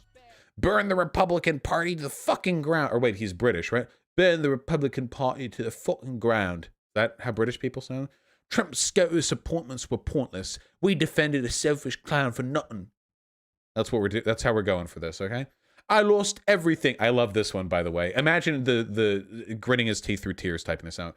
I lost everything trying to put Trump in office. My life and career were completely destroyed. Was it worth it? No. I feel utterly betrayed. I will have vengeance. I am dedicating the rest of my life to the destruction of the Republican Party. How's that, huh? Ha ha ha, please, are these real? These are real! These are real. It's not just Milo Yiannopoulos either. This is no, wait, that's from a different thing. Wait, where was the other one? Fuck. No, that's not it. That's not it. That's not it. That's not it. That's not it. That's not it. Where was the one? Ah, wait, hold on, I had it. It was from Nick Fuentes. How you doing, my man? Here we go. If a Democrat presidential candidate was cheated out of a rightful election win, there would be no... I gotta get my voice nasalier. There would be no question this candidate would be supported unanimously and without hesitation by every Democrat politician and judge in the country at every level. The GOP is worthless. 74 million Trump voters have been betrayed and disenfranchised by the so-called conservative Supreme Court that President Trump appointed. No fewer than 5 Republican-controlled state legislators and 3 Republican governors that we voted for the entirety of the GOP. All 3 Trump Supreme Court appointees, Gorsuch, Kavanaugh, and Barrett, voted to decline to hear Texas's case of fraud. They're losing it, people. They're unironically fucking losing it. They're losing their goddamn minds. I actually spent some time in the Donald.win. That's like the Donald, the subreddit, prior to it getting nuked because of all the Nazi shit and terrorist threats on there. And oh boy, are they going for it. Please. We're at the point where we are waiting for someone else to make the first move, or that there is enough people to take action with us. We need clear goals with clear objectives. Okay, guys. You know how I accuse tankies of being LARPers who have no idea how to effectively manage a revolution? Okay, listen, there's actually a group that's worse at this. I propose we take and hold the capitals of each state that decide not to follow the Constitution. Clear objective and clear long-standing position to take hold of the capital. After we can find more clear goal and objectives. Ah, yes, dude. Just seize like 20 state capitals. We need clear goals, people. A coordinated military assault on the United States of America. We should stop paying taxes to the federal government. Exactly. Do not pay your taxes. Why would you purposefully fund a socialist country? I agree completely. You know, it would really epically own me and my welfare redistribution plans if all the Trump supporters could kindly stop paying their taxes and wait patiently for a knock on the door. Okay? That's what I'm waiting for, people. That's what I'm waiting for. Yeah, here's some other shit from the Donald.win. War it is. We kill now. Like orcs, these people. We kill now. Low-scale asymmetry warfare. He's fucking cavemen, dude. Even the traitors in our families. These people are insane. They're like fantasizing about killing their family members. Yeah, it goes on. You can go on the forum, by the way. The whole thing is like terrorist threats. It's pretty amazing. I wonder if it'll get shut down for all the shit they're doing and saying. Oh yeah, guys, again, if we wanted to go over the Cope compilation, you could link me literally like an infinite number of tweets. But suffice to say, the basic gist of them is that a bunch of Trump supporters are, hey, wow, it turns out that they're actually fucking terrorists. They actually genuinely have no concern for democracy, and they're okay with killing millions of people if it brings about whatever political goals they want. You know, they call me far left, and all I talk about is stuff like politically disenfranchising Republicans by getting rid of the Electoral College. And they're like, we need to kill millions. These traitors will hang from ropes. So that's pretty cool. Stay mad, motherfucker. Biden is your president now. Maybe, I mean, hey, listen, to all the, coping MAGA hats or whatever, I'm not suggesting anything. I'm just saying that as long as you peace out from the material plane sometime before the 20th next month, Trump will always be your president, Now, what I'd like to do, of course, is I'd like to show you all the glory, the beauty of a Biden presidency, okay? I want you to stick around so we can all make this country better. That's what I want. That's the ideal. That's the goal. That is my goal, by the way. People, I see them talk about me because they're always talking about me. And in between calling me a fat pedophile, they'll say stuff like, he's a tank, he wants to kill millions. I don't kill any of these fucking people. I think they're losers and I think they're stupid, but I don't think, generally speaking, I don't think good societies are built on the back of, genocide. Generally speaking, I think the best solution to this is to, just take your hands off the keyboard. Come on. I want to be their dad. I want to be all their dads. Take your hands off the keyboard. Immigrants aren't the reason why you can't afford to pay your rent. Come on, let's work this out together, okay? But they're not going to listen to me. We're going to have to deal with them for a long time. By the way, it's not just crazy coping MAGA hat dipshit whatever tryhards. There are some powerful institutions at play here. Below is Chairman Alan West's statement regarding the decision by the Supreme Court to dismiss Texas's constitutionally legitimate and critical lawsuit. This was written by the Republican Party of Texas. The Supreme Court, in tossing out the Texas lawsuit that was joined by 17 states, 17 then, and 106 U.S. congressmen, has decreed that a state can take unconstitutional actions and violate its own election law, resulting in damaging effects on other states that abide by the law while the guilty state suffers no consequences. This decision establishes a precedent that says states can violate the U.S. Constitution and not be held accountable. This decision will have far-reaching ramifications for the future of our constitutional republic. Perhaps law-abiding states should bond together and form a union of states that will abide... Sorry, I've got the hiccups. That will abide by the Constitution. Perhaps law-abiding states should bond together and form a union of states that will abide by the Constitution. Unironically discussing secession. Oh, I love the LARP from these people. The fuck do you want sorry, I'm paging fucking Ulysses S. Grant. Hello. Sherman's gonna march down in the South in the land of traitors. Yeah, you want to do this again? You want round 2, motherfucker? DC's in the north, okay? Federal government's in the north.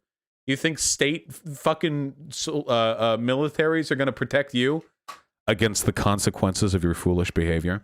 Can you believe 4 years ago, would you have believed liberals obsessed with Russiagate if they told you that in 4 years, the Republican Party of Texas would be actually discussing secession as a consequence of the loss of Donald Trump in the 2020 election? I mean, maybe some of you would. Maybe some of you would. We've come a long way, haven't we? We've come a long goddamn way. My fucking God. And by the way, the funniest thing about all of this is that Republicans, here's the word, Republicans do not give a shit about the actual arguments being made for Trump having won the election. All those Republican Congress people, they don't think he won. They're scared of Trump. What they want is re-election. You know what happens if you're a Republican congressman, governor, DA, whatever, and Trump calls you out on Twitter? Your likelihood of re-election plummets. That's what happens. So all of them, the whole goddamn party of pussies, running along with whatever narrative Trump wants to build because they don't want to get called out. That's it. That's it. They're actually being completely led around by Trump. The entire party is being led by a string, on a string, by Trump. This is why I say authoritarians have a very submissive personality type. If Republicans, you would think if they're authoritarian, they'd all be very power grabby. No, they fall in line. And the Republican Party right now has been completely taken over by the wishes of one narcissistic wannabe dictator. That sounds like a Libby take, but it's true. They're all bottom bitches, baby. The problem is, like, from their perspective, generally speaking, when the GOP puts forward a presidential candidate, they're like a Machiavellian, sadistic, sociopathic piece of shit who serves the interests of the GOP. Reagan. Like a Reagan type, you know? And Reagan, he's got his ups and downs, but whatever his downs, many they may be, he does ultimately pay his dues to the GOP. Reagan didn't go out in a flurry. He didn't, burn every bridge. He just went out. Bush too. But now you've got Trump. And Trump doesn't give a fuck about the GOP. He tore his way through the primaries. Trump only cares about himself. So tell me, what motivation does Trump have to not burn every bridge on his way out? He's already done it for Fox News. He's already done it for a bunch of Republican senators. He's already done it for half of his cabinet. He already did it for the fucking governor of Georgia. He has no motivation. He has absolutely no incentive to not just blow up the GOP on his way out. So all the Republicans, they have to follow this hook, line, and sinker, because if they don't, they lose the party. It's like fishing, Trump's a big old fish they caught, but at this point, he's reeling the ship. He's reeling the GOP boat, and they don't know what the fuck to do. He's a big old fish, big fat fish. Yeah, Trump was an ally all along. Guys, there is a version of the world where this ends up playing to our favor. If you can fathom it, can you imagine how close we are to a world where Trump bisects the GOP? See, the GOP, McConnell does this, is ultimately beholden to their financiers, not to Trump. Trump's broke. Trump ain't giving them money. The GOP is beholden to the institutions that make them money. But those institutions do benefit from a stable United States. None of the oil and gas companies, none of the automotive companies, none of the factories, none of these companies benefit from a country ripped apart in civil war and turmoil. None of them do. None of them do. Business functions best in civil, stable societies. So the GOP doesn't want to follow this Civil War take. Like, they're not gonna. Some of them will posture, but they're not actually going to go through with it. Which is why when it actually comes down to the line, the people with real power, like the Supreme Court, shut this down. They know who they're beholden to. So what do we do with Trump? What does the GOP do with Trump? The GOP is in a really tough position right now where they're being pulled from both ends. The people of the Republican Party followed Trump because they put all of their money into a personality cult. But the Republican Party itself depends on their financiers who don't benefit from civil strife. So who do they support? I don't think there's an answer, guys. I actually don't think there's a correct answer for the GOP. I think they're fucked. You have prominent Republicans all over social media disavowing Fox, which was their biggest bullhorn up until this point. You have prominent Republicans saying they're not even going to bother voting red in the coming elections because the GOP is cucked. Trump may actually end up ripping off a big chunk of the GOP voter base, inundating them with malaise and apathy so they don't vote GOP anymore. They don't vote at all. He might end up even inciting the creation of a third party. And if that third party gets anything even close, if they make a third party, Trumpist third party, whatever, National America Party, and that party gets even 2 or 3% of the national vote, that's going to cripple the Republican Party. The Libertarian Party also already takes a decent chunk of conservative voters. So if they split along 3 lines, that's it. They might actually fuck themselves. It might actually be done. I can't tell you how optimistic I am about that possibility. Because Trump's not getting his coup. It's funny. The thing that ended up making Republicans most contemptuous of our institutions was the thing that was the greatest possible endorsement of them. The fact that Trump wasn't able to pull off his coup is a testament to the strength of our institutions. He shouldn't have been able to get that far at all, but credit where credit's due. I'm glad we don't live in a more susceptible to authority country. It feels like we didn't win, they just lost. Well, that's the thing, okay? That's the best part of a 2-party system, baby. We don't need to win. They just need to lose. I would rather spend the rest of my life fighting over policy with the Democratic Party than have the looming threat of a neo-fascist Republican Party hanging over our head forever. Their political irrelevance is to our benefit because it means we get to deal our battles with actual bourgeois democracy advocates rather than fucking fascists. We're never going to be able to win over Trump supporters with our arguments. And for all the people posturing about how left-leaning populists and right-leaning populists have a lot in common, tell me, how many Tucker Carlson fans have you brought on board with Marxism? Now, The people we bring on board are liberals, people who are amicable to ideas like freedom and egalitarianism, but who are nonetheless, well, you have a lot of problems that can keep them from coming over. But we can make them come over. And it's easier for us to do that if we don't have to deal with a legitimate Republican threat. Don't you worry about jinxing this by talking about with people able to see the VOD? I don't have that much power. No. Also, it may already be done. See, convincing as I am, I cannot stir the feelings of the Republican heart, okay? And let me tell you, a lot of these people really genuinely believe, tens of millions of them, that Trump has been betrayed by the GOP, that Trump's election was stolen from him, and the GOP failed to support him in the critical hour. Nothing I say is going to change their mind on that. Maybe one by one, individually, stochastically with time, but right now, in this moment, I can't do shit. How crazy is that? The Republican Party may have hamstrung itself.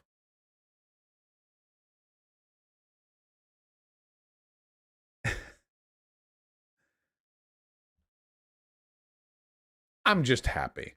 I'm just a happy guy. Now maybe I'm being too positive.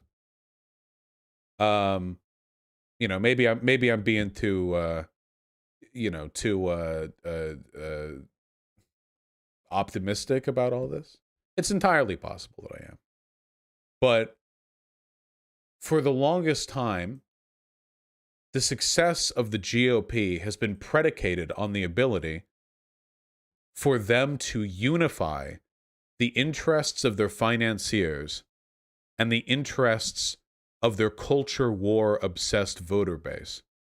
As long as you can convince the Republican voters that being terrified of trans bathroom users means that it's okay to implicitly support lowering taxes for wealthy people, ensuring corporate loopholes, and deregulating industry, you don't have a problem. You lead the population around with cultural issues, and you get the money by actually passing bills to help the wealthy. But once that splits, and the needs and interests of the financiers break from the culture war discourse, every advantage the GOP set up for themselves becomes a disadvantage.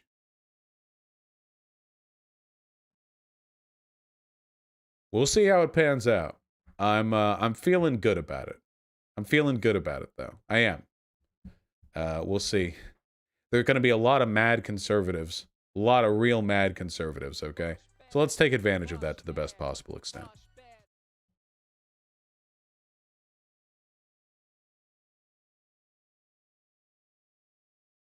Nice. All right, what's this? I've been called out by Tankie Twitter. Let's see. Somebody link this. Love me the drama. Definitely not Zhang Yu. Red rapper, Bolshevik beat maker. I like to debunk imperialist lies. Okay, I'm sure this guy is a super reliable resource in leftist theory. Just listen to how condescendingly Vosh talks down to your boy Hakeem in Iraqi about U.S. imperialism in Iraq. Please retweet this so more people know what a fraud and racist Vosh really is. Just drop the facade and join the alt-right already. It can mean the Black Panther. Material conditions doesn't just mean servant of capital. Material conditions can mean stonewater. It can mean the Black Panther. Did I just say stonewater? I meant Stonewall. Fuck, I was so tired last night. Panther Party, which by the way also fought for racial equality, not just socialism. Material conditions can mean fuck. Wait, they're like fact-checking me with text. If you were consistent, you'd be deriding the Panthers for being tankies instead of tokenizing them for your bullshit argument. How the fuck am I tokenizing the Black Panther Party by saying they fought for racial equality? What the fuck? That is some weird... That is a very strange accusation. Not just socialism. Material conditions can mean fucking... The Panthers fought for racial equality by pursuing national liberation with a Marxist-Leninist analysis such a... Okay, yeah, so they're just whining about it. Lesbians marching outside of the Washington... Okay? History? And you are lucky that I personally got Biden into office, because otherwise... Is Hakeem from Iraq? Well, hey, listen, okay? We're going to get Biden to get those troops out of Iraq, okay? Wait, did he already do that? We're going to keep Biden from fucking bombing any more of your airports, okay? That's what we're gonna do. You're welcome, Hakeem. True. It's white savior bullshit to believe Biden is better than Trump on foreign policy. Notice how violently these people will abuse identity politics when it serves their interests too.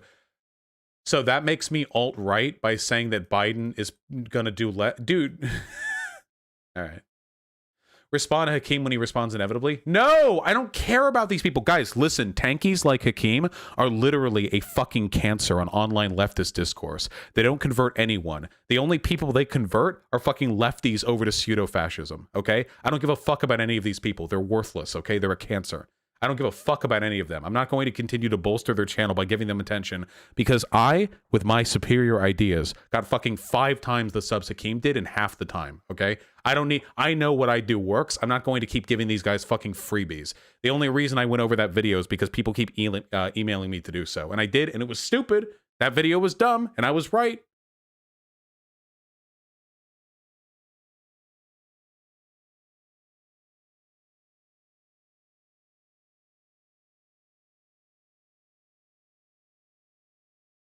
What about Nosbols? Aren't they far-right people who are into Marxism? I have never met a Nosbol who was actually into Marxism. Now, I meet a lot of people who claim to be into Marxism and are far-right, and it seems like all they really are is anti-idpol, except they like also wearing red, you know? Like, remember Stryker? The Stryker was that like 40 IQ Nazi I argued with Destiny.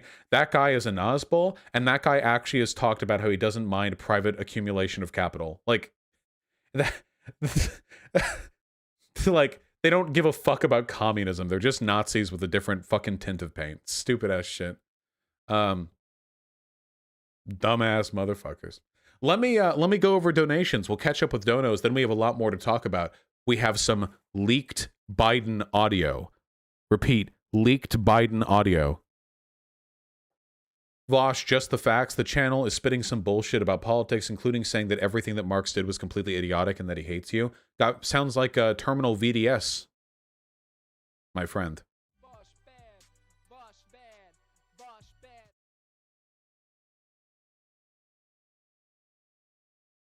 What is this?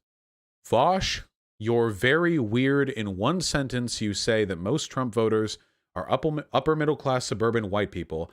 No, not most Trump voters, just that that's the most consistently strong base of support for him.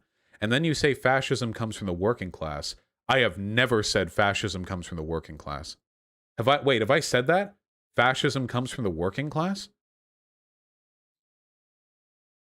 Well, technically, upper middle class suburban people are working class usually. They're not necessarily bourgeois. I don't know what you mean by working class. You mean like poor people? Fascism can appeal to the working class, but it's usually manufactured by the bourgeois in an effort to defend themselves against threat to their regime. Like exactly what we're seeing right now in this country. This whole fascism shit we're dealing with right now didn't just magically come from white suburban people. It came from massive multinational corporations who wanted to consolidate power in this country by preventing real radical economic change. And the easiest way to do that is by pushing for social issues.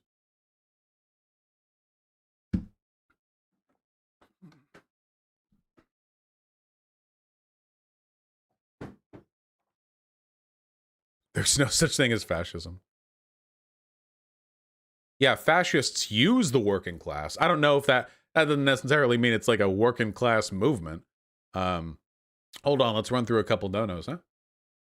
What do I think of anti-democracy anarchists? I think they need to get laid. Mara Cakes, Renando, Num Num, North Ready, Rabba Car, and Viv Cakes. Thank you very much for the incredibly kind Tier 1 subs. I really appreciate that, comrade. Again, if any of these are gifted group subs, I'm afraid it doesn't distinguish between those quite yet on my feed, but I love all of you anyway. So, the Durkus, Rappy, and the Neomancer, thank you very much for the gifted Tier 1 subs. Welcome back, Rappy. Happy to have you here. 2 months is not too long a time for us to have substantively changed, so happy to have you here. The Robot Chicken MLP, Fanatic, and Dapple Oni, thank you very much for the $5. How do I feel about stoicism? I think that stoicism can be a nice thing to think about, but I think that it's a very permissive ideology. If you believe that like your responsibility as an individual is just grit and bear all the negative things in life, it doesn't really give you the impetus to change those negative things, which is a little cringe. Krillin, thank you for the $2. Kevin Rowland, thank you for the $1. Shep, thank you for the $2. The Hungry Coworker and Christian Sardina, thank you both very much for the incredibly kind $5. Really appreciate that. Have I ever played Blasphemous? I'm actually playing it right now, believe it or not. Fran Wilson and Heraldric, thank you both very much for the incredibly kind $5. I had a debate recently where somebody cited the replication crisis in order to discredit the social sciences. What's the best way to respond to that? Thanks. Yeah, make arguments that can be supported with meta-analyses. The replication crisis doesn't really apply if you have like 70 studies that are all saying the exact same thing. My document does. My research document generally relies on meta-analyses to the greatest possible extent because that prevents people from being able to argue that all of the studies were just flukes. Also, the replication crisis doesn't tend to apply to like highly studied phenomena. It tends to apply to like more edge case things because highly studied phenomena have multiple studies to corroborate findings. Beer Bash Johnson, thanks to the tier 2 sub. Is cursed the opposite of based? No, cringe is the opposite of based, actually. Wraithwrecker with a very kind $10. Thank you, comrade. You don't need to pay me for emailing me. There's nothing wrong there, comrade. Sprio Duke, thank you for the $3. What is this turf argument? Feminism is for women. Okay, let's... This has 55 views, so... If you're one of those people who's always like, feminism is for everyone, then you're just being the all lives matter to feminism. Nope. Because even Black Lives Matter, the movement Black Lives Matter, argues for racial equality, and people in Black Lives Matter have defended white people who are victims of police brutality too. Black Lives Matter is not exclusively fighting for the rights of black people. Because, like, feminism is a movement centered around the liberation of the female sex. Nope, not even fucking close. It's about gender equality and social roles and all of that. I mean, you can argue like maybe the 1960s second wave feminist fucking Gen X shit. Yeah, maybe, possibly. Not even Gen X. That'd be like baby boomers, right? Yeah, no. I mean, if that's what you want feminism to be, that's fine. But like, you're fucking dumb, bro. So...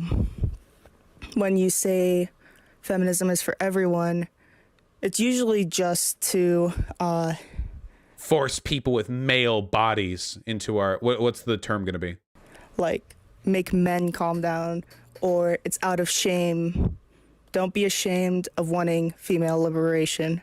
If you're ashamed of that, like truly, then you're not a feminist. You still have that patriarchal mindset. Like, okay.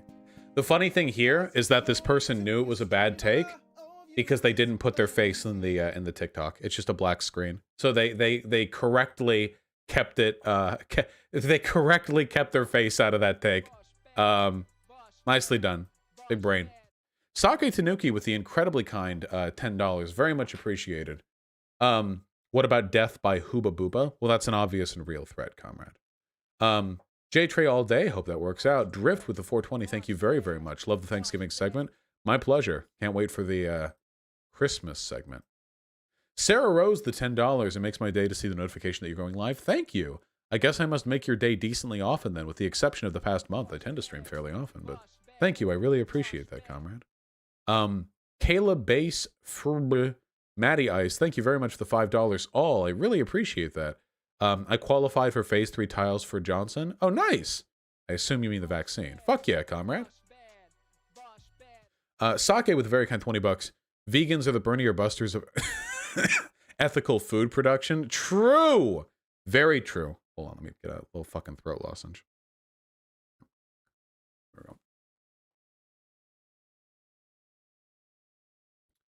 Cintio and Breezels McCheezels, thank you both very much for the tier 2 sub. I really appreciate that, comrade.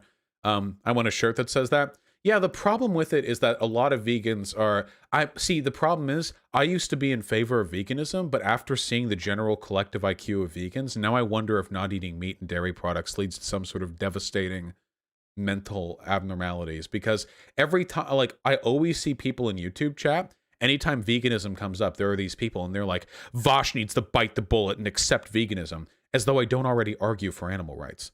Like, all the arguments they accuse me of not believing in, I already believe in, but they obstinately accuse me of being anti. Is that why Vosh too much of a pussy to debate? Ask yourself. I debated him 4 times, JR.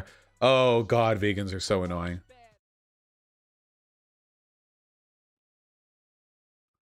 Maybe the 5th time we'll introduce some new discourse, but I doubt it. Dango Bangle, Aaron Virial, Horsme and Celia, thank you very much for the incredibly kind $5. Horsme says, I missed my finals. My professor is pissed. I didn't even know his course existed. God fucking help me. Well, to be fair, if you didn't know his course existed, you missing the... Why would it matter if the professor... Wait, why would the professor be pissed at you if you haven't showed up in class the entire time? Like, if a person hasn't showed up for 4 months, or 3 months, or however long a term is, why would they mind, you know? That's pretty based. Yeah, standing up to authority, right? Sociable G, thanks to the tier 1 sub. It's all online too. Yeah. Phil Cheesesteaks, the very kind $10. Thank you very, very, very, very much. Do video on nuclear power? Yeah, I can give it a look, comrade. Dango Bangle, thank you very much for the $5. Don't know what you would be freed from. Debt, with the incredibly kind $50 donation. Thank you so fucking much, comrade. I really appreciate that. Howdy, Vosh. Been arguing with friends if utilitarianism and individualism can work hand in hand. Would love your input on it. Keep up the good work, Godspeed. There's nothing contradictory between utilitarianism and individualism.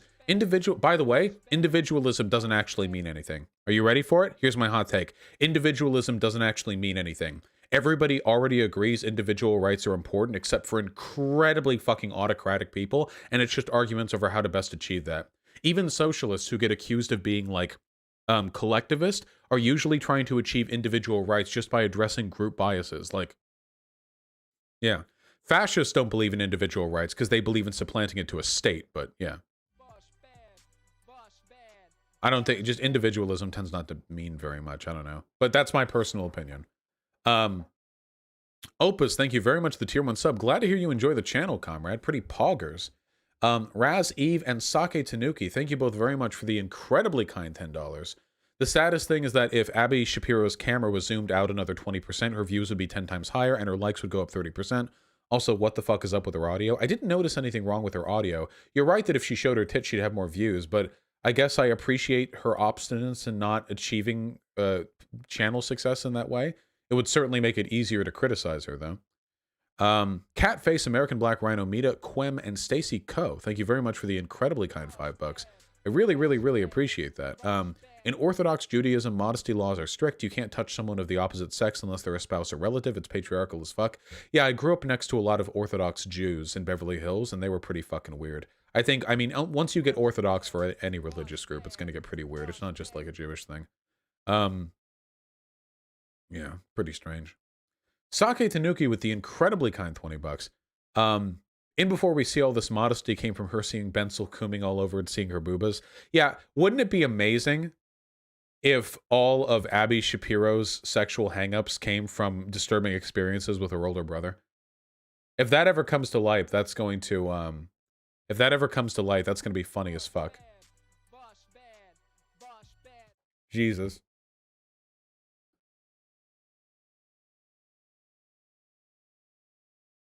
He's the older one? Yeah. He does seem like a bit of a panty sniffer. Trump rally turns into a rap concert. Oh no. Oh no. Hold on.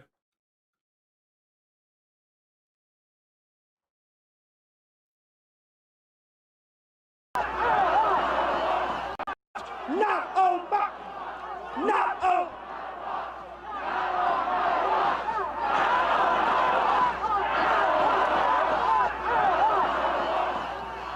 Father God, in the name of Jesus. Jesus? Our Savior, our King.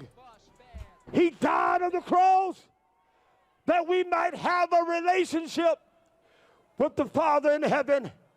Wrap your arms around Donald J. Trump.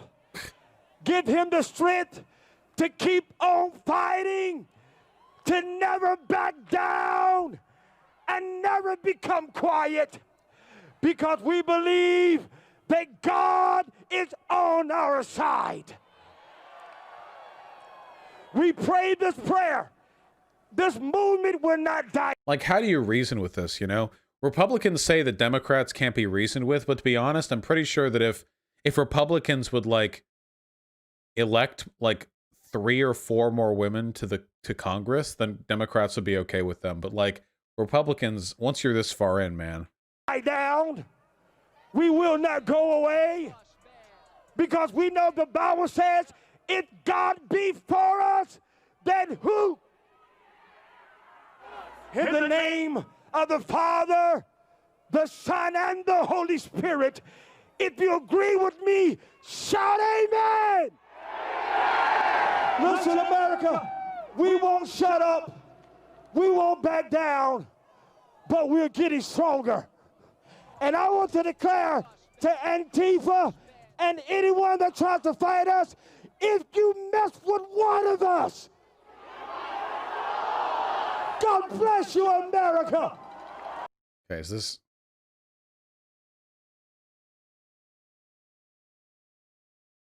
Hold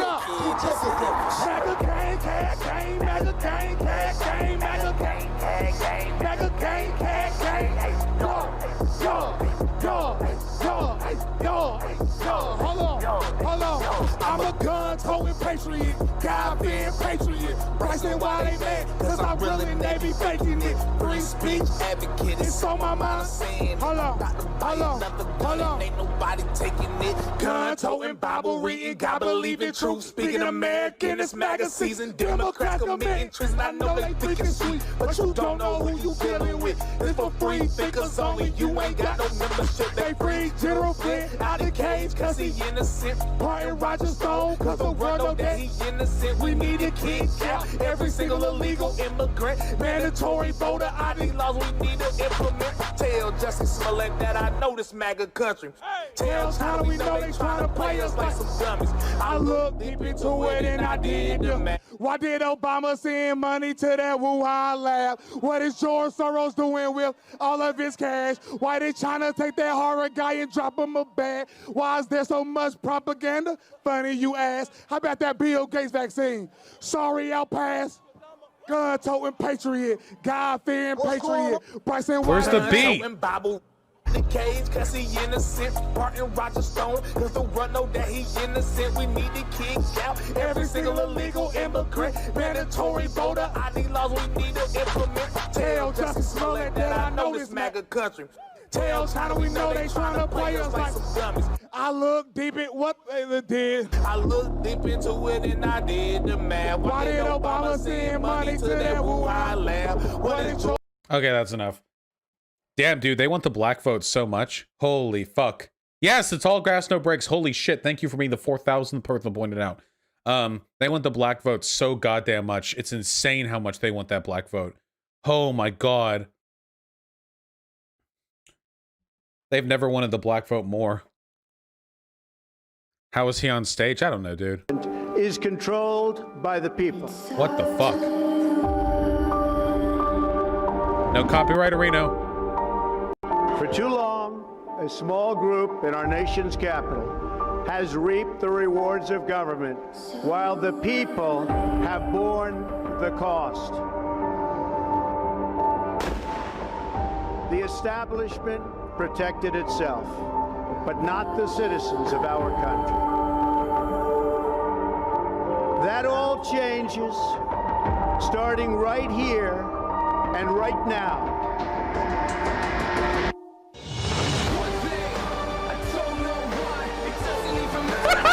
He's trying! Get back and die the time! Oh no! The pendulum swings! At the end of the day, the clock takes life away! So unreal! Watch the time go right out the window!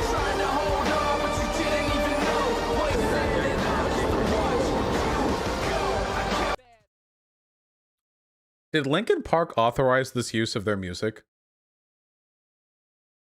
Or is that a cover? It's not the actual song? Okay. Oh, man.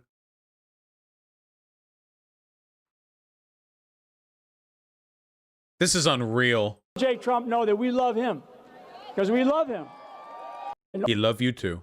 Are you guys ready for 4 more years of Donald J. Trump? Are you guys ready for 4 more years of Donald J. Trump? Wait, what is this? Hey guys, do me a favor, clip out Vosh's non-criticism of my video and upload it separately to YouTube so I can deal with it. Okay. Also, Vosh, I know you're reading this. Next time how about letting me know you responded instead of hiding it and hoping I don't find out? What? Next time, how about letting me know you responded instead of hiding it and hoping Yeah, hiding it by going over it with 10,000 people watching it? I don't make a YouTube video. I don't at the people I cover on stream. Yeah, I suck at hiding things. Damn. Yeah, sneakily streaming it, you know? Does he know that I live stream? Does he think that I recorded it and then like uploaded it unlisted or something? I don't even know. These people.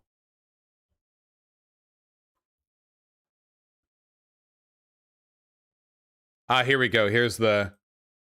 Oh, wait. This is from July 18th. So, yeah, I remember, because before he used a Linkin Park song. Yeah.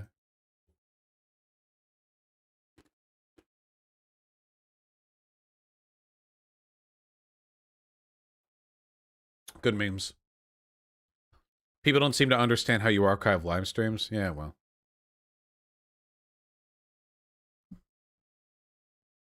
What the fuck is this?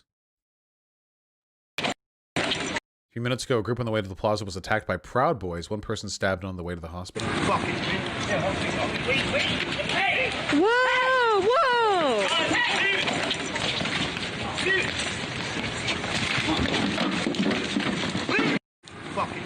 Jesus Christ.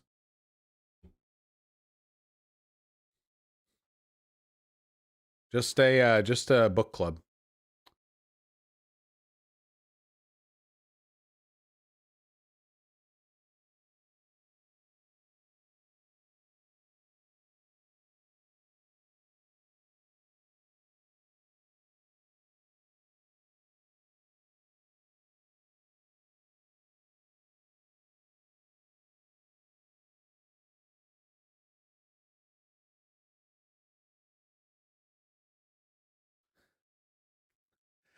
Sorry. I'm just browsing the memes. One of the reasons why I do like engaging with drama. One of the thing though, is I don't like platforming. Also, well, the funny thing is that this is misusing the meme format because the purpose of the meme is that the smaller entity prevails over the larger entity. That's the purpose of the meme. Have you ever seen like a big fantasy piece where a small warrior stands against a giant and the giant wins? No, it isn't. You're wrong. Wait, am I wrong? I thought the purpose of the meme was that the big thing loses.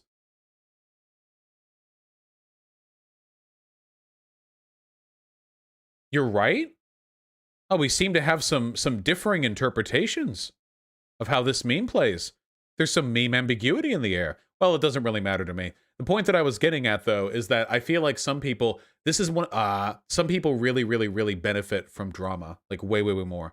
And I don't want to, like, propagate viewership for bad faith actors. You are neither wrong nor right, but you are white. You got me on that one, folks. You got me on that one. It's a David and Goliath thing. You are right. Yeah, that's what I thought. Usually when I see the meme, the joke is like something you wouldn't expect to overcome an obstacle faces the obstacle. And the obstacle is what the giant is put over. But then it's always something trivial. So it would be something like, you know, I don't know, like NoFap November. And like the little guy is you. And it's like my desire to masturbate is the giant or something like that. I don't know. Literally a story from the Bible. Yeah, well. What was I talking about? Oh yeah, here's a warning. Listen, here's the threat, okay? Here's the threat you guys need to realize, okay? Back at the beginning of my channel, when I was just getting started, when I was a tiny little baby channel, and Hunter Avalone had like 500,000 subs or whatever, Hunter Avalone responding to me and giving me attention was one of the things that really pushed my algorithm growth right off the beginning. So you have to understand that giving in and addressing smaller channels repeatedly can give them a lot of like, a lot of viewership, you know? Please watch this mind-melting Jubilee debate. Can Republicans and Democrats see eye to eye? I'm pretty sure I've gone over this one. This is from May 3rd of 2019. And the answer is no. Haha. Let's see. Uh-oh. Hakeem has done good work for the left. You, like what? You mean making a YouTube channel? If making... Wait, I thought Tankie thought that making a YouTube channel was just armchair activism. Do we mean other good work, like direct action work? You just don't know his content, want to paint anyone who disagrees with you with Tankies? No, I've watched most Hakeem videos. Most of Hakeem's videos, I think, are pretty decent. Hakeem lives in Iraq and is a medical doctor. You're just an armchair leftist. Wait, so you are an armchair leftist if you're on YouTube. Wait, so what else has Hakeem done? Is being a doctor what leftism means? Who doesn't even properly understand Marxism? I don't think Hakeem understands Marxism. I think Hakeem needs to read theory. That's the main problem with Hakeem. That's my main criticism with Hakeem. It's that he doesn't read theory. It's a real big problem. A lot of these people online. He literally thinks that North Korea is leftist. Well, that's because he hasn't read any theory.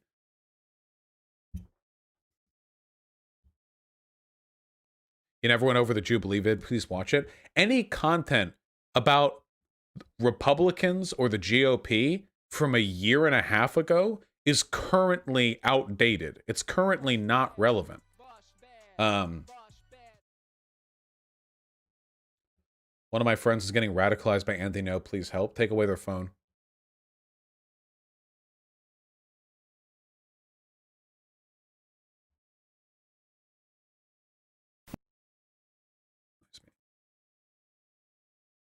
Would you be willing to chat out or debate Hakeem? Yeah, I'm always fine to have people like on, obviously. But most people who disagree with me don't want to come on because they know that I would have the advantage in that environment. Okay, wait, hold on. There's more to talk about. Chill.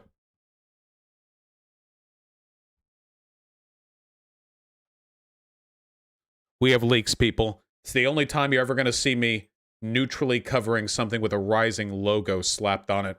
Let's give it a listen. A lot of people in our community are getting a little anxious because they are not seeing enough of the progress they thought they would have seen at this point. Let's not disappoint them, and let's not get to a place where voters in Georgia... This is not Joe Biden, by the way. ...begin to second guess. Okay, let me respond. That's Joe Biden. I've got to go. Let me respond. There's a lot to respond to here. Let's get something straight. You shouldn't be disappointed. What I've done so far is more than anybody else has done this far. Okay? Number one. Number two, I mean what I say when I say it. I mean what I say when I say it. I'm the only person who's ever run on 3 platforms that I was told could not possibly win the election, and I never ceased from it. One was on restoring the soul of this country because of what I saw happen in Charlottesville. That was it. No one else was talking about it. Whoever told Biden you can't run on restoring the soul of the country? What does that mean? Words of presidents matter. Nobody else, no progressive, was talking about it. I did. Thank you, Joe. So the context for this is, as I understand it, it's leaked audio from a civil rights activist or organizer talking with Joe Biden. And here's the problem. It's not really possible for me to know the legitimacy of this tape because it's possible that it was cut up. See, that's the issue. Especially since this came from Rising. It's really, really hard. Or wait, did the original audio come from Rising or did the audio come from some other source? Does anybody have the original source? Because this looks like it was cut from a Rising video. But was the actual organizer, it came from The Hill? Well, The Hill has Rising in it. The problem that I have with this is that to the extent that I don't believe it was cut up, this sounds like an incredibly, I think it came from The Intercept. Oh, hold on, wait. Intercept, that would make sense. Intercept, Biden, audio leak.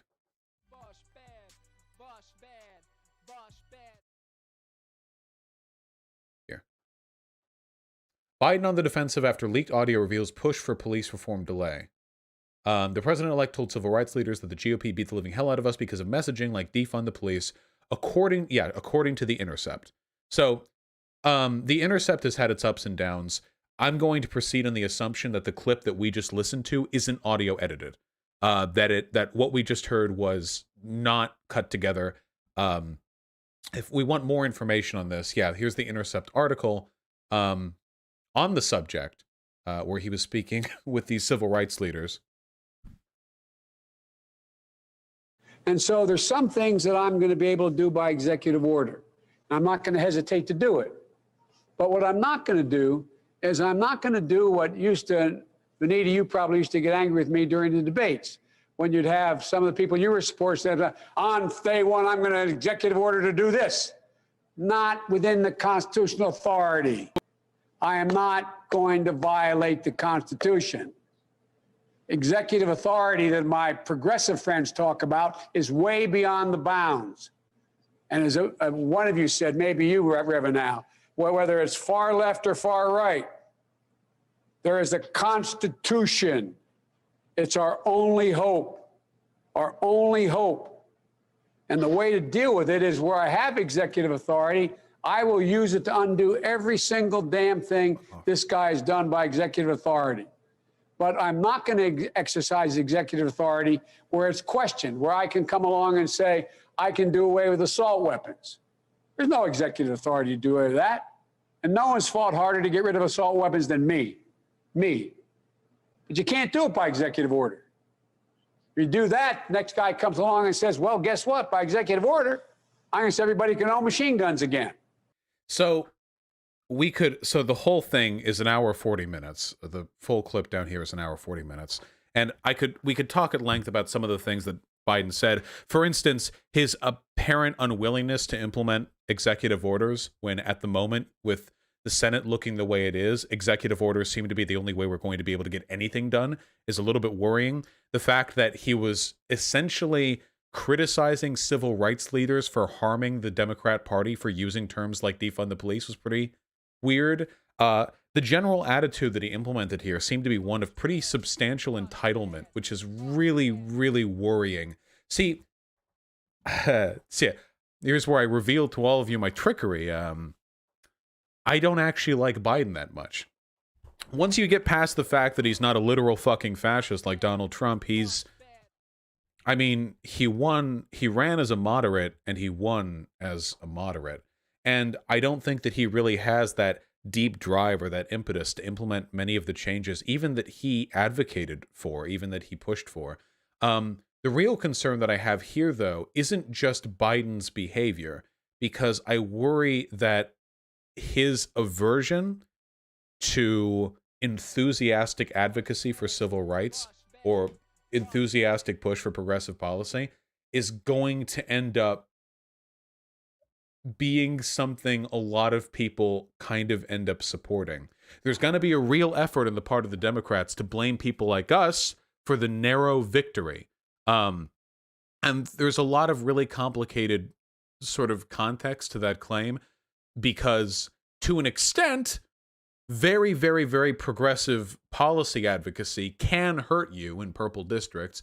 And to another extent, being a moderate can hurt you, because being a moderate will, in the eyes of a lot of independent voters, attach you to institutions they don't like. It's really, really complicated, and I need to look more at the numbers before I can make any confident claims, but we cannot allow ourselves to be blamed for what happened in this election. We cannot allow that to happen. We cannot allow that to happen. That would be very bad for us, because as we know, our only shot at moving this country further left is using progressive policy to convince a substantial portion of independent voters that, properly channeled, the Democratic Party can be an institution for good. And then the Democratic Party wins enough that the Republican Party is not a chance anymore. And then the real fight becomes a fight between the Democrats and the Social Democrats within the Democratic Party. And that's what I want to fight. That's the fight I want to have. I don't want to waste my time fucking.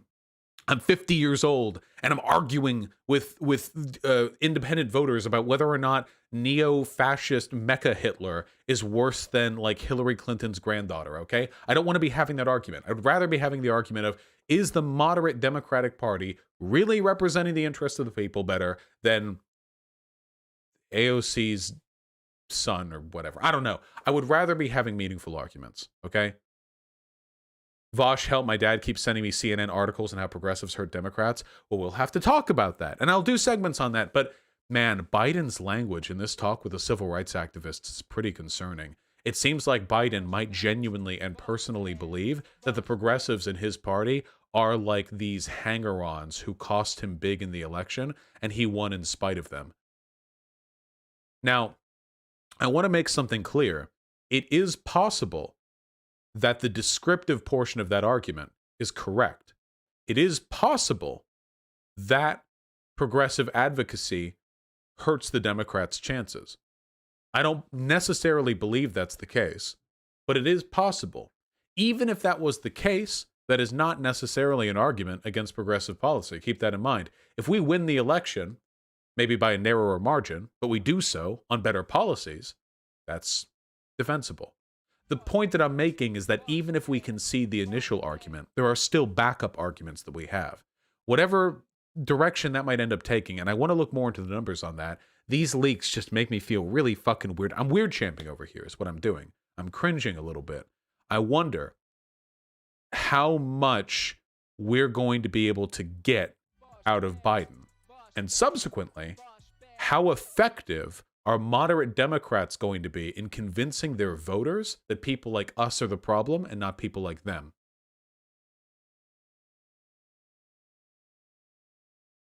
I think that's going to be kind of the most important question we face in the next 2 years. So, yeah, we're going to see what we can do there. Hopefully we get something good out of it. They'll be able to convince a shit ton. Well, hold on.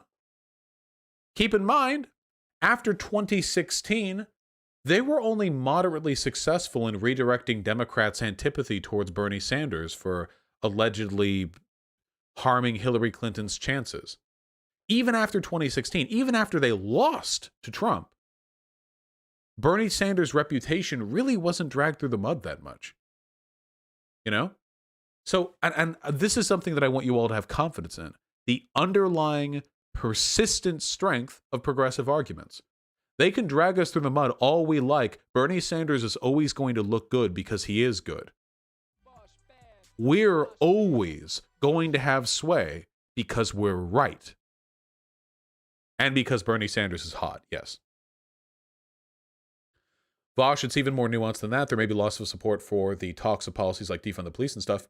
But once there's good policy enacted, like Medicare for all, then support would rise. So in the end, progressive policies would make a better Democratic win down the line. Well, that would be the goal, right? And then you have to wonder about the divide between progressive policy and the Democrats themselves. We lost Florida, but Florida did pass a raise to their minimum wage, which is something Democrats are more likely to implement than Republicans nationally. So that's interesting. What about Florida made them susceptible to a minimum wage increase, but not to Democrats themselves? That is a very interesting question, no? And how much of that is because they felt as though they want the economic policies of the Democratic Party, but they don't want the George Soros, Hillary Clinton, Antifa, defund the police. But is that anti-progressive? Or is that just them being racist?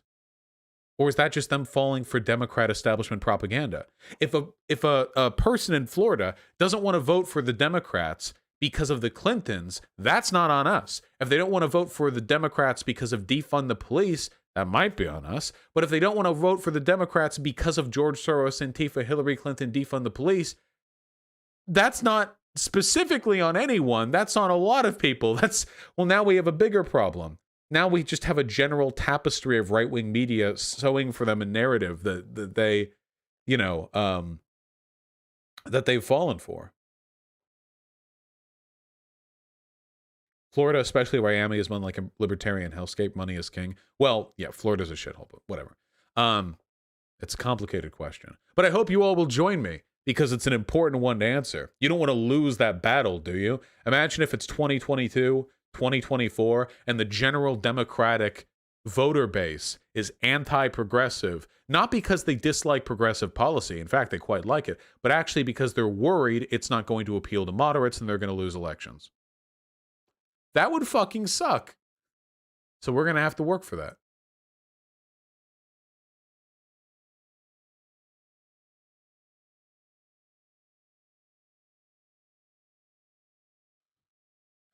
All right, what are we talking about? Oh, go team! Go team! Why are you calling defund the police toxic, Lamau? I haven't said the word toxic. What are you talking about? I haven't said the word toxic today. I don't... You've spurred me to say the word toxic today for the first time. Look, whether we like it or not, the term defund the police can be alienating. Good messaging for radical ideas is pretty tough. And a lot of lefties like to pretend that defund the police isn't a radical idea. You need to get over yourselves. Of course it is. Oh, yeah. Wait. Burn. Out she goes. Thanks. Wait, I don't have time to cover this today. Well, you don't have to, but I'm just reminding you. Oh, yeah, okay. Guys, look. I ordered this. There's not like my address on it. Look, I got I got myself something. Look, it's a children's book by Lauren Southern. Lauren Southern made a children's book. I thought it might be fun to read it sometime. You know, we can get that we can get that political analysis. Yeah, that Lauren Southern. Yeah, the Lauren Southern. Yeah, I think it's Yif. I'm not sure, but yeah, we'll give it a look. You always got to wonder what these, you know, these alt-writers start making fucking children's books, like what they're trying to put in there. Yeah, Vosh Reed's theory. Very true. Very, very true.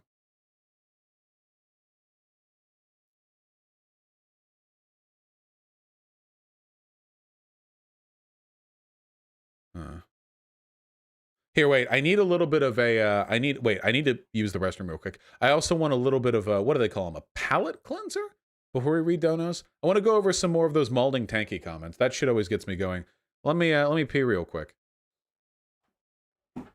Take note of my excellent sweatpants, courtesy of Tempest. Thank you.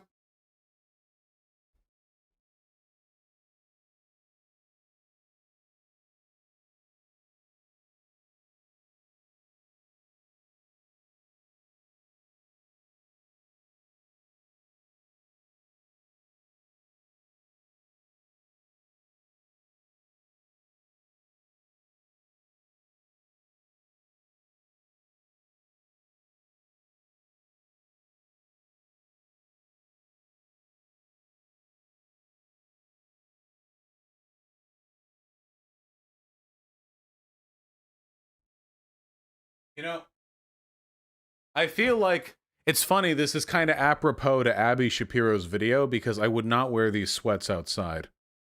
Bosch peas in the closet. Yeah, I've got a bucket back there. How quickly do you pee? Well, the secret is you preload it to your urethra. There are going to be... Oh, stop! Shut up!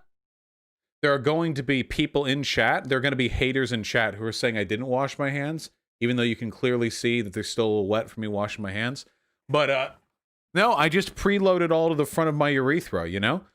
Before I pee, like before I get up to pee, for about 45 minutes, I slowly front load all of the... I pissed in my hands. Okay, nothing. You don't deserve the joke I was going to make. Fuck all of you.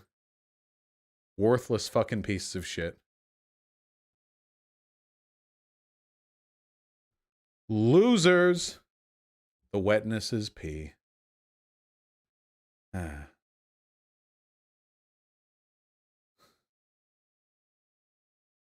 is this? Kyle Kalinske takes political compass test just for lefties. Don't know what we're looking at there. All right, what are these tanky comments? Let's do it. Let's go it over. What the fuck is he even saying? That's one hell of an anime villain monologue. Okay. Ever since I saw this excerpt, there's something that was bugging me, but I couldn't pinpoint it. Now I realized it's kind of telling on him that he doesn't see racial equality as part of the socialist project to begin with. What? Me saying the Black Panthers fought for racial equality means that I think racial equality isn't part of the socialist project?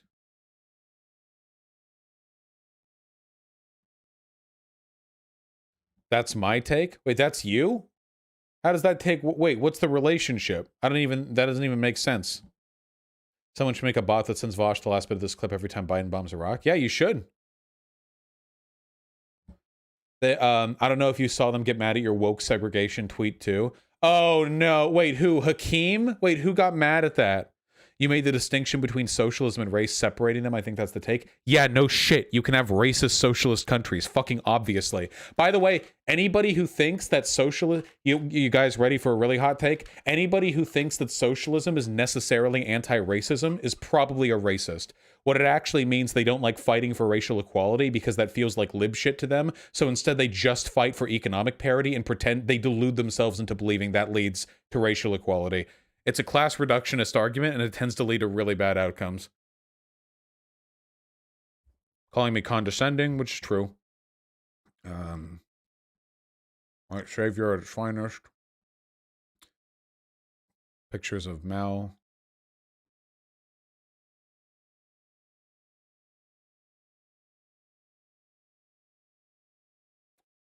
If you think North Korea kills or imprisons LGBT people, they don't.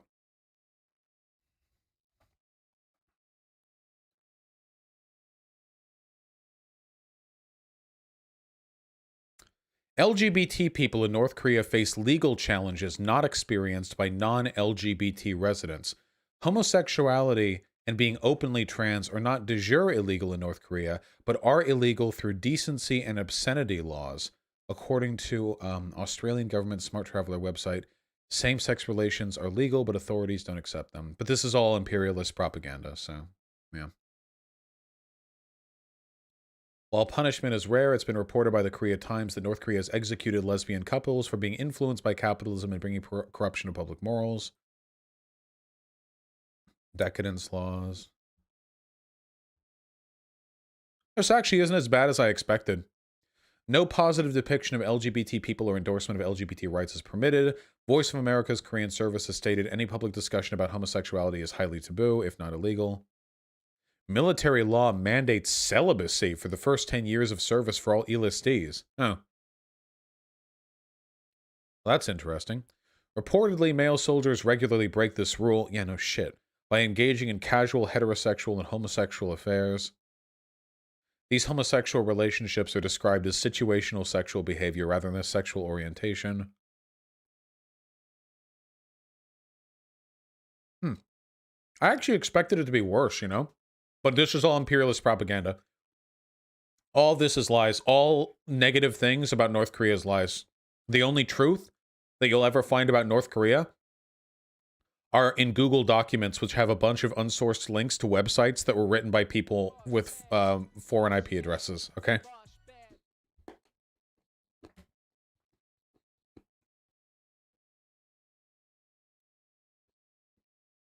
Or on Twitter, yeah.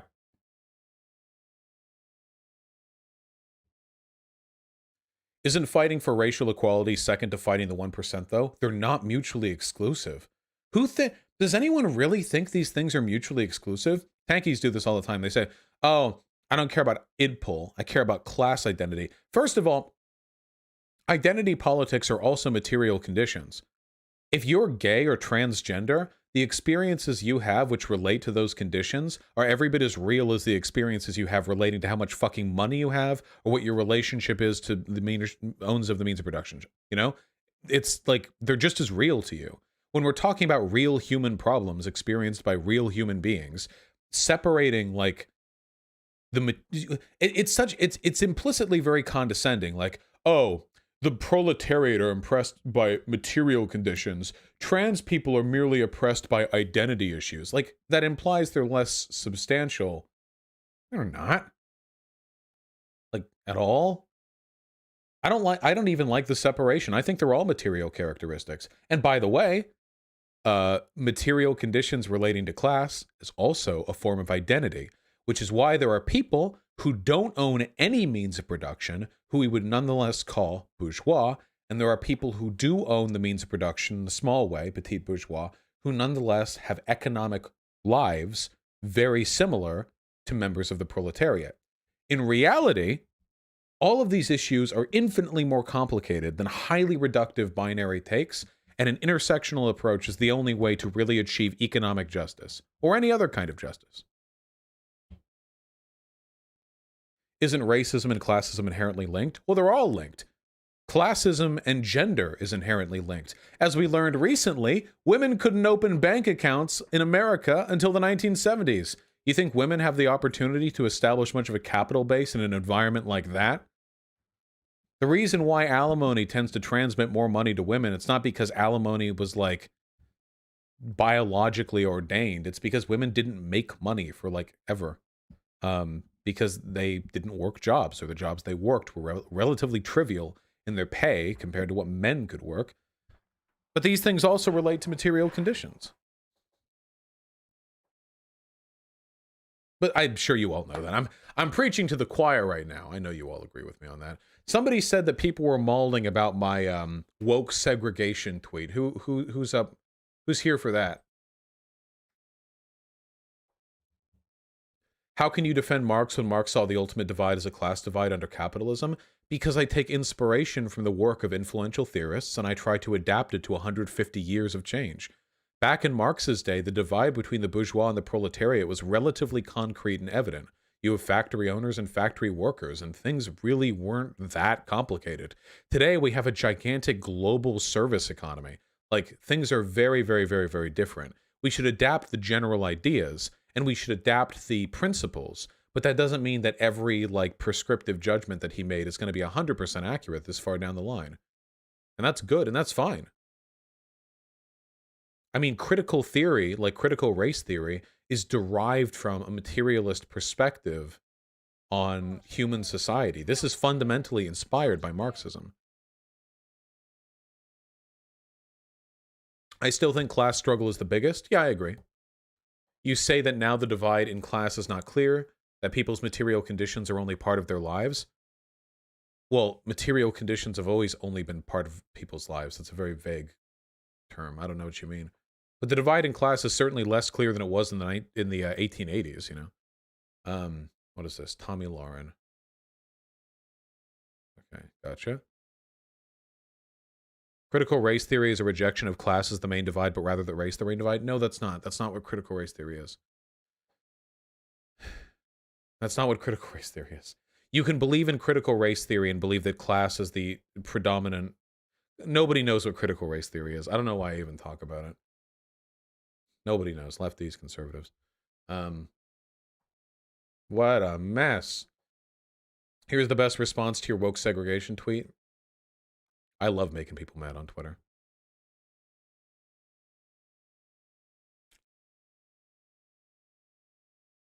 All right, here we go. So, Shu posted these tweets.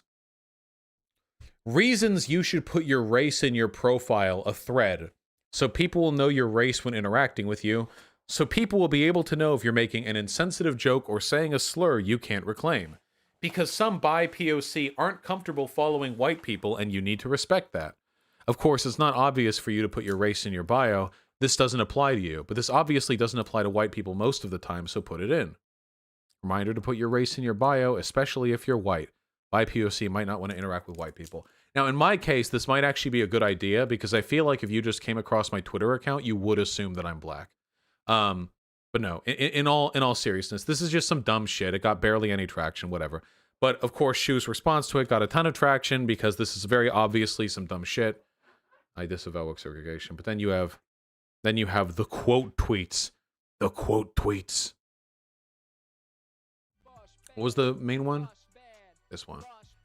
Vosh and his ilk are against self-determination for oppressed nationalities. This is because I don't think white people should have to put that they're white in your Twitter bio. Vosh and his ilk are against self-determination for oppressed nationalities because they're white chauvinists. This They couch this as reverse segregation. This holds as much coherence as reverse racism. I agree. It's not reverse segregation. It's just regular segregation. These opportunists must not just be demonized, but silenced and cut off from the masses entirely. Dude, they want to like fucking kill me. Because I don't think white people should have to put white. Now, if you're British, on the other hand, I do think you should. I don't want to follow British people. I don't want to follow British people in the TL, okay? If you're British, I'm sorry. You're going to have to put that shit in your bio, okay? Bye, Ollie. Yeah, get Ollie, Sean, H-Bomb. This tweet is from a French person? Well, they'll probably agree with me then. Those fuckers fought a 100-year war. Where is H-Bomber guy from then? H-Bomber guy's British, isn't he? Wait, isn't H-Bomber guy British? Yeah, he's definitely British. He has to be British. Yeah.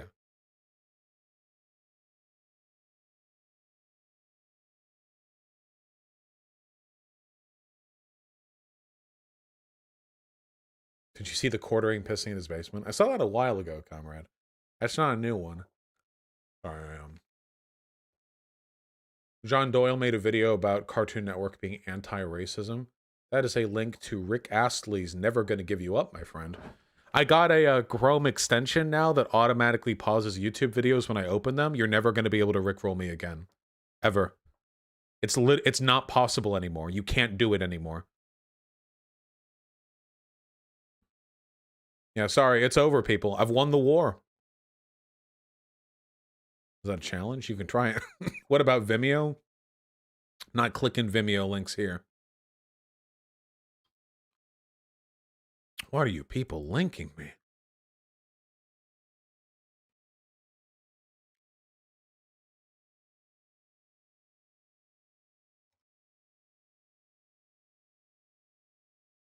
What is this?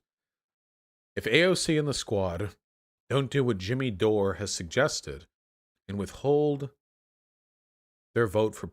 Wait, AOC responded to this? Wait, hold on. Wait, is this discourse? If AOC and the squad don't do what Jimmy Dore suggested and withhold their vote for Pelosi for speakership until Medfor gets brought to the fore for a vote, they'll be revealing themselves. Power concedes nothing without demand. Okay, this is incredibly fucking brain dead. Why would you ever... Oh my god. This really hurts lefties.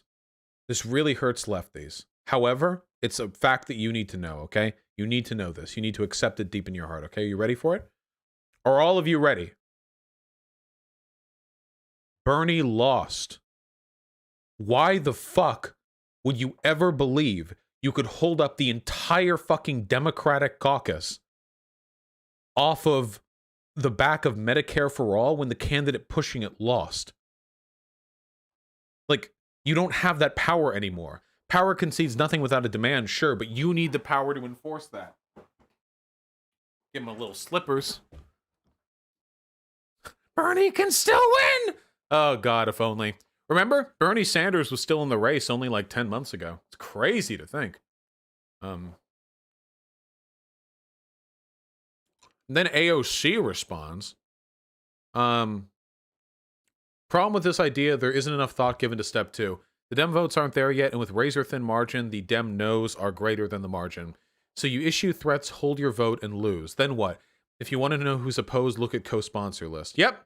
So AOC is correctly pointing out that she doesn't have nearly the leverage to force that kind of option, but in doing so, she could damage future political power. But of course, this tweet got ratioed because all the little fucking Jimmy Dorites are going to scream, she's betraying by not throwing away her power on a whim. She's betraying her movement.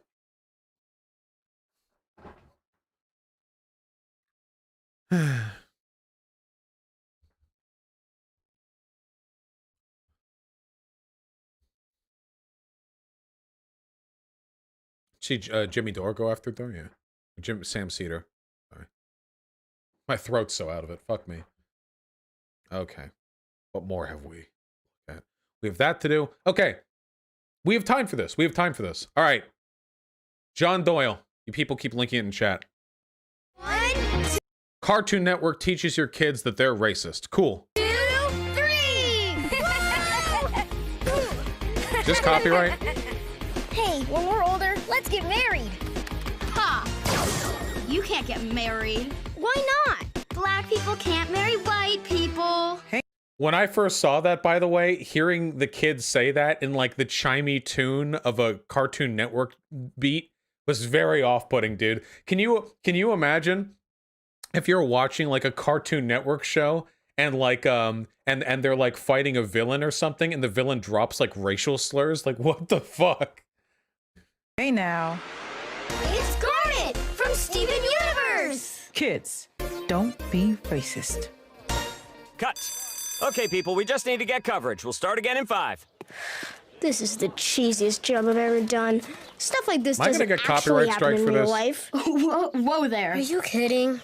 It totally does. Just because this has never happened to you doesn't mean it doesn't happen. Oh, wow. I'm sorry. Seriously, I didn't know. Yeah, everyone messes up sometimes. But you gotta realize it hurts to deal with racism. And when people act like... Okay, yeah, so basically the whole... Okay, yeah, so look, there's just the whole clips, and it's about...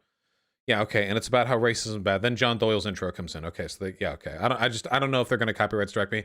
By the way, I love how they went for the double woke entendre. It was 2 gay kids, and they were like, I want to be a couple, and the kid comes in, and you think he's gonna break them up because they're both boys, but nope, it's because one of the boys is black. Haha.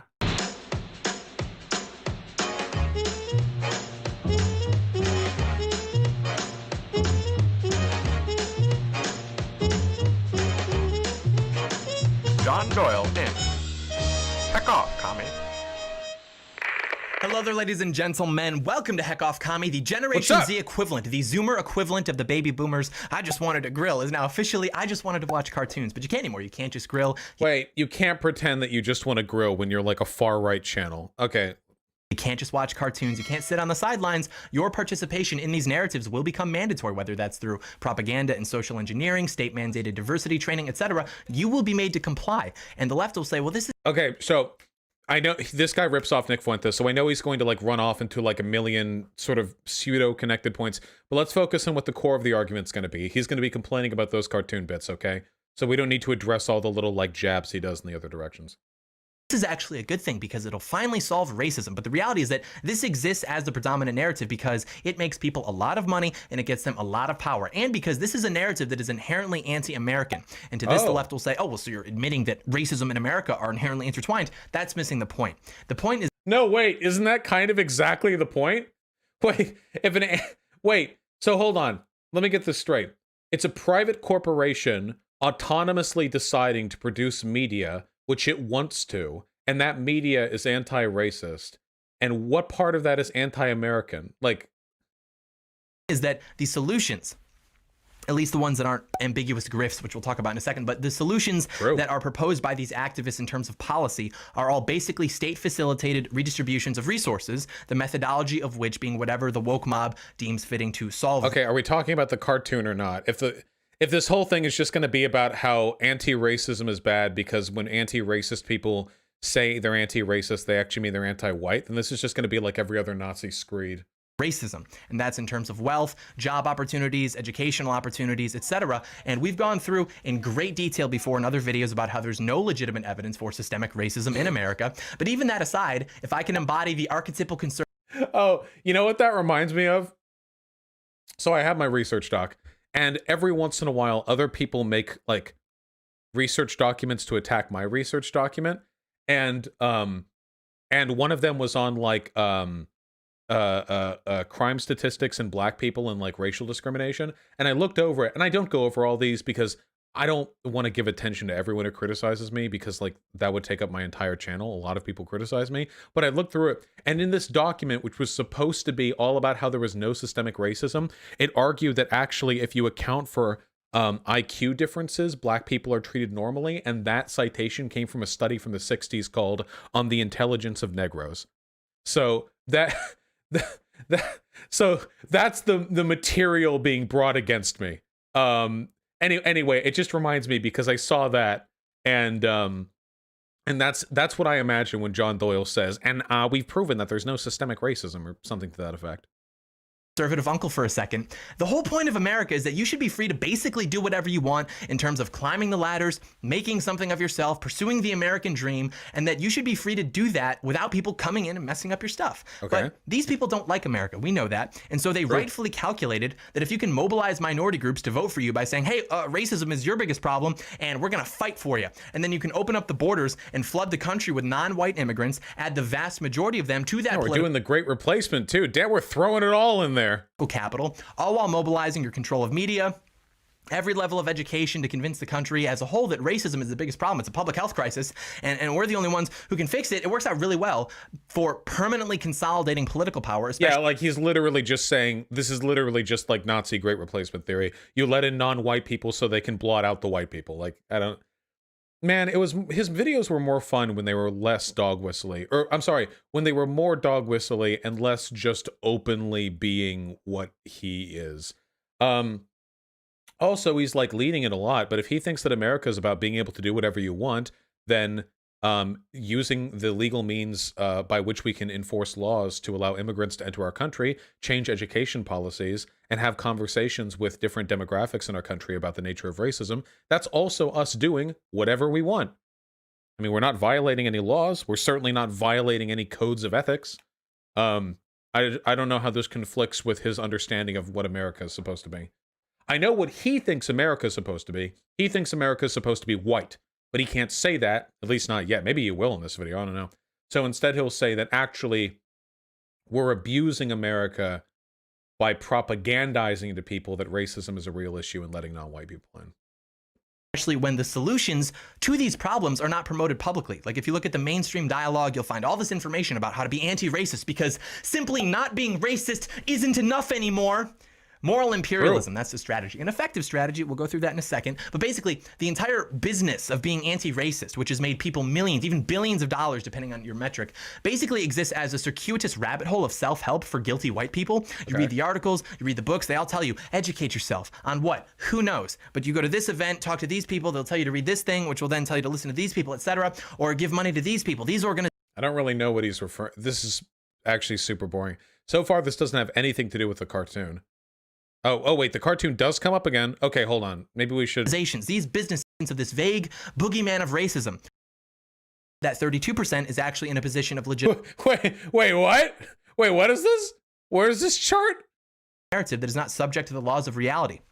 And even ignoring all the data that disproves that boogeyman, who exactly is racist? If we assume, and they do assume this, that it can only be white people, that's only like 60% of the population, right? What happens if we assume that a third of those people are anti-racist, they're woke? Then we're left with best case scenario being that 40% of the country is racist. Okay, now what about the percentage of those people that actually have the power that is required by their new definition to be racist? Pretty sure like a fifth of the country is under 18, so they wouldn't have any power, so now we're down to like 32% of the country is oppressing minorities. What? Okay, well how much of that 32% is actually in a position of legitimate power or influence as compared to just a normal job? Maybe like half, if even that. So let's say we're down to like 16% of the country is responsible for systemic oppression of non-whites and also women and gay people. Wait. I don't know what point he's trying to make here, but if your argument is that 16% of the country are powerful, mobilized, racist adults, that's a pretty huge fucking problem. Wait, even with the incredibly stupid math, like this is the most bar napkin math I've ever seen in my life. But even if that math was accurate, I thought when he said like,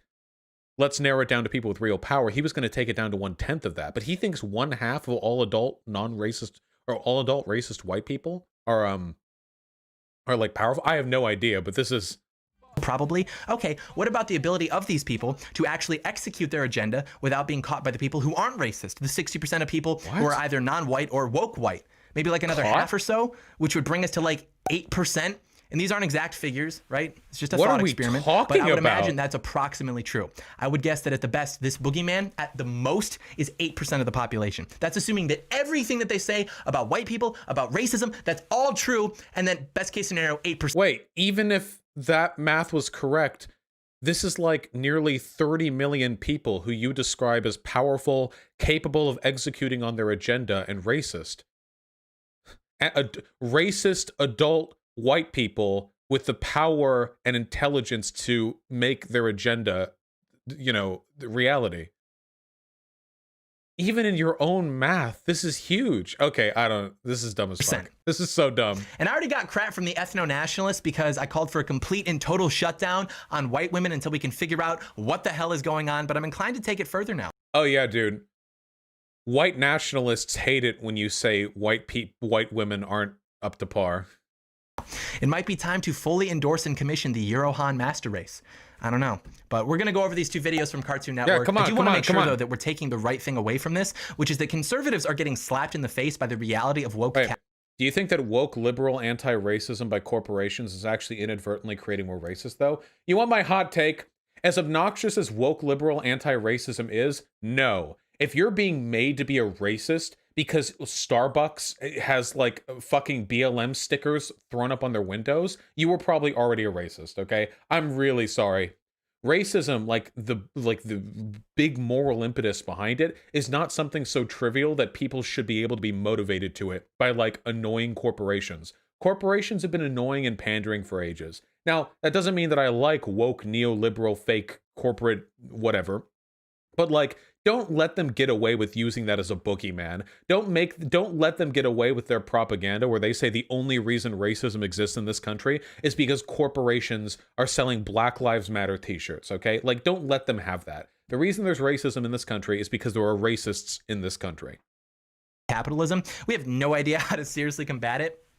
We have long associated capitalism as an inherent good, something that is always good for us. And then when it becomes woke, we think, oh no, it's okay. Let's use our power as rational consumers in a competitive market to boycott them. But the problem with that thinking is that it presupposes at least 3 false premises, which are that you have power, you don't, people are rational, they Isn't this openly against YouTube TOS now? What TOS am I breaking?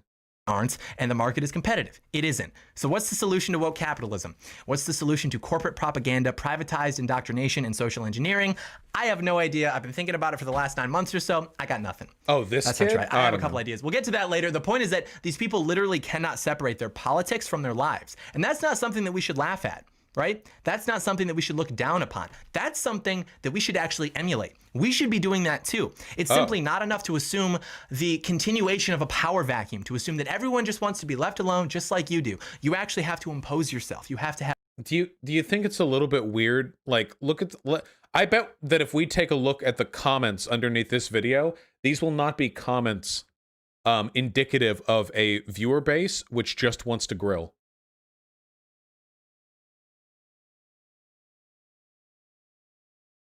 Kids, don't be racist. Cut. It was all fake. Be racist. I get it. Apparently, my future kids won't even be able to participate in normal kid things. What happened to our country? Wait, what normal kid things? Keeping 2 gay boys in the playground from being partners because they're gay? Or because one of them's black? What? No wonder Cartoon Network doesn't air reruns of regular show. No gay, just funny. Steven Universe ruined an entire generation of cartoons. Kids don't look down on people unless they're racists. True. Not surprising this came out of Steven Universe. Propaganda. Yeah, I don't know. Like, were these people all grillers before? Last time I was this early, gender was based on biology and racism wasn't based on privilege. Got him.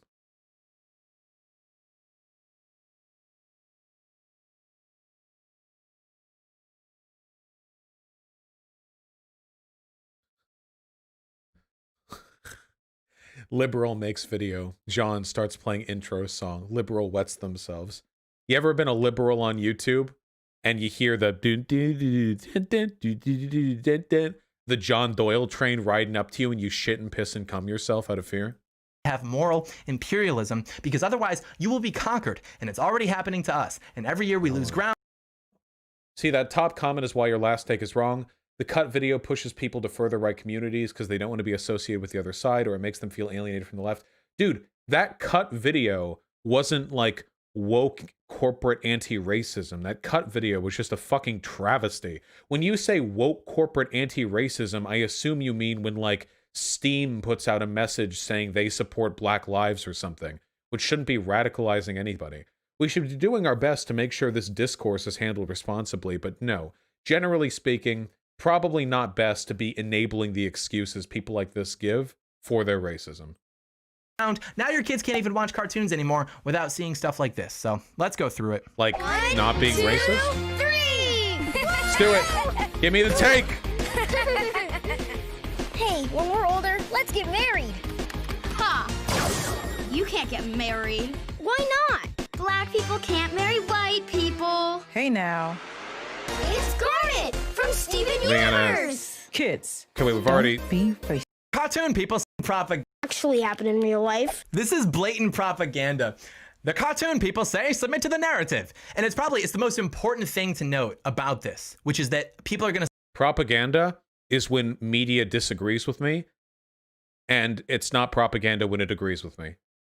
Say, well, what's wrong with just telling kids to not be racist? And there's nothing wrong with that. But that isn't the effective purpose of this type of propaganda, because it exists adjacent to and to serve the broader narrative. The end result... So he's fine with anti-racism, but he doesn't like this because it serves the narrative. Interesting. Of which is the unjust state-facilitated redistribution of resources in the name of social justice. So it doesn't really matter in the grand scheme of things if this is just supposedly saying, hey, don't be racist, because it exists as a means of recruiting and indoctrinating people. Okay, so yeah, like I thought, this whole video isn't actually going to be a criticism of the video itself, of the video with Steven Universe. It's just going to be complaining that any anti-racist messaging is actually woke indoctrination because it means reparations for black people or something. None of this is actually going to be a criticism of the contents of the video. Into supporting the broader narrative. Plus, it gets a lot deeper than that with this one, and also with the other one too, as we'll see. But I really like how the kid comes in and he's like, hey, you can't get married because you're different races. And I saw that and I was like, do they actually think that's a thing that people say? Let alone... Do they say it like that? Probably not, because it was clearly in the context a children's advert. But do they say that thing? Like that sentiment? Yeah. Like your hero, Nick Fuentes, believes it's degenerate for white women to have sex with black guys in the same way it would be degenerate to have sex with a dog. So yes, you know of people who think that miscegenation is bad. Alone children. Why can't I be the black lady, right? Why can't I come up and be like, no, they can't get married because they're both boys. And by definition, two men cannot get married. And it's been that way for virtually all of human history up until like, what, 5 years? What do you mean by definition? What does that mean? By definition, you can get married. What is that? It's so funny because these guys will be like, gender is your penis or vagina, dipshit. Look at the definition. And then they pull up like a biology textbook from 1954. And then like you can Google, can gays marry? And he's like, no. By marriage, I actually mean the traditional version of marriage, not the current version of marriage. Oh, so you mean like you're describing something that's no longer the case. He's like, well, no. So actually the state imposed definition of marriage, like he has to go into semantics. Years ago. Also, if the kid is racist, why does he get excited when the black lady shows up? And even after it cuts and the kid goes off, she's not marrying any white guys there. He's mumbling to himself that racism isn't even a problem. This type of stuff doesn't even happen, which is true. But that's not something that children talk about or even think about unless they're made to. And that's the biggest thing with this whole, like, well, you know, what's wrong with just teaching them that being racist is bad? Because no child is racist. They'll play with whoever. No one cares. What? No one thinks about it. But they want to portray it such that this little white kid, even when off camera, is racist. When the camera's rolling, he's acting. He's epic and gay and woke and anti-racist. But off camera, he's got an opinion on the matter because all white people, even at age 5, are intrinsically racist. What are we talking about right now? Oh, there. Are you kidding? It totally does. Just because this has never happened to you doesn't mean it doesn't happen. This is super boring. These aren't even oh god, this is super fucking boring. Yeah, this is dumb as shit. So the issue with this is like he can't actually criticize the sentiment in the video. The only thing he can do is vaguely gesture at a broader conspiracy. I don't have a problem with the video, except when I explain that I do. Just that it's all actually bad because it's all signaling to a George Soros woke Jewish neoliberal conspiracy to deprive white people of the right to an autonomous governmental system that benefits them and their kind. Like he can't actually engage with the... Oh god, he'd be so fun to debate. Johnny. All right, that's dumb as fuck. Read me donos. Bring it in. Bring me!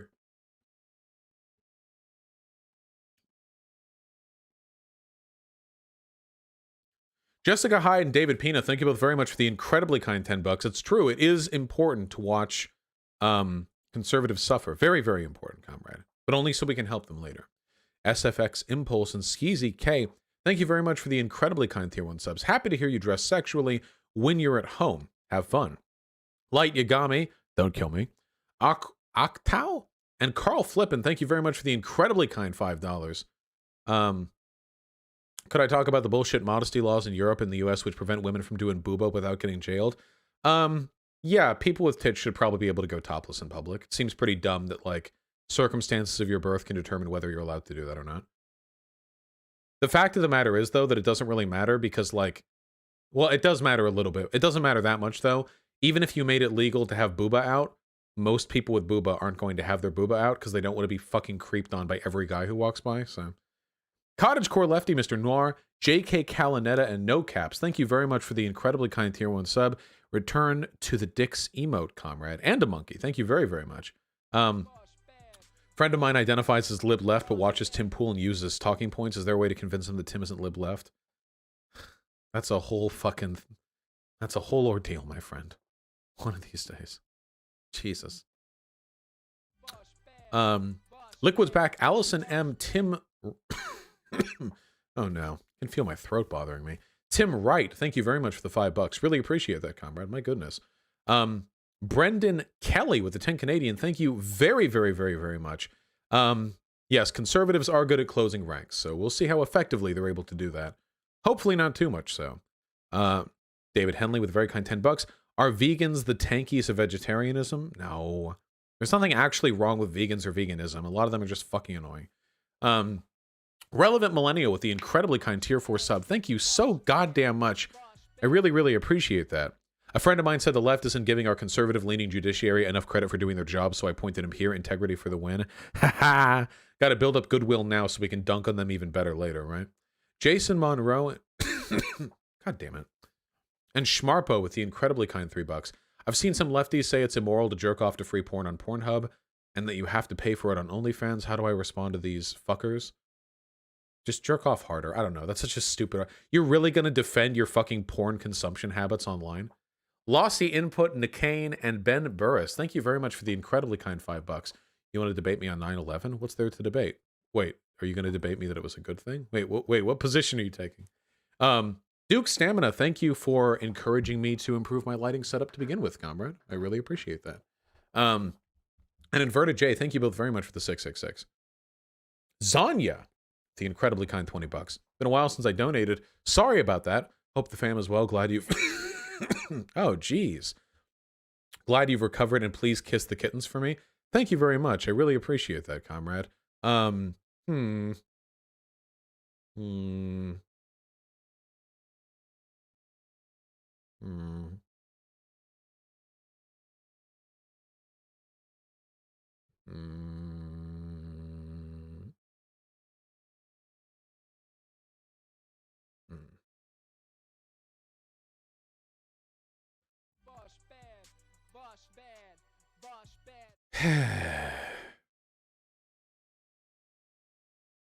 Well, best not to press on my throat. Really sorry, folks. We'll cover the rest of the donations and also the story that I've been trying to cover for a literal week.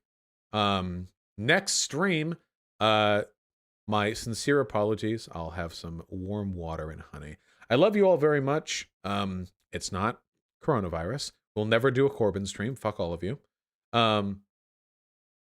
Yeah. Oh, go and watch Xanderhall. Xanderhall is currently streaming. Additionally, just to inform you guys, I think this is already going on presently, but if you're part of the Georgia DGG outreach canvassing crew, then you can find the scheduling for such, the weekend canvassing plans, currently pinned to Destiny's subreddit. So just go there. If you're in the region, it is good work being done. Don't talk about Kyle Rittenhouse for everyone's sake. And I believe in all of you, okay? Be well out there, all right? Delinky? Oh, there you go.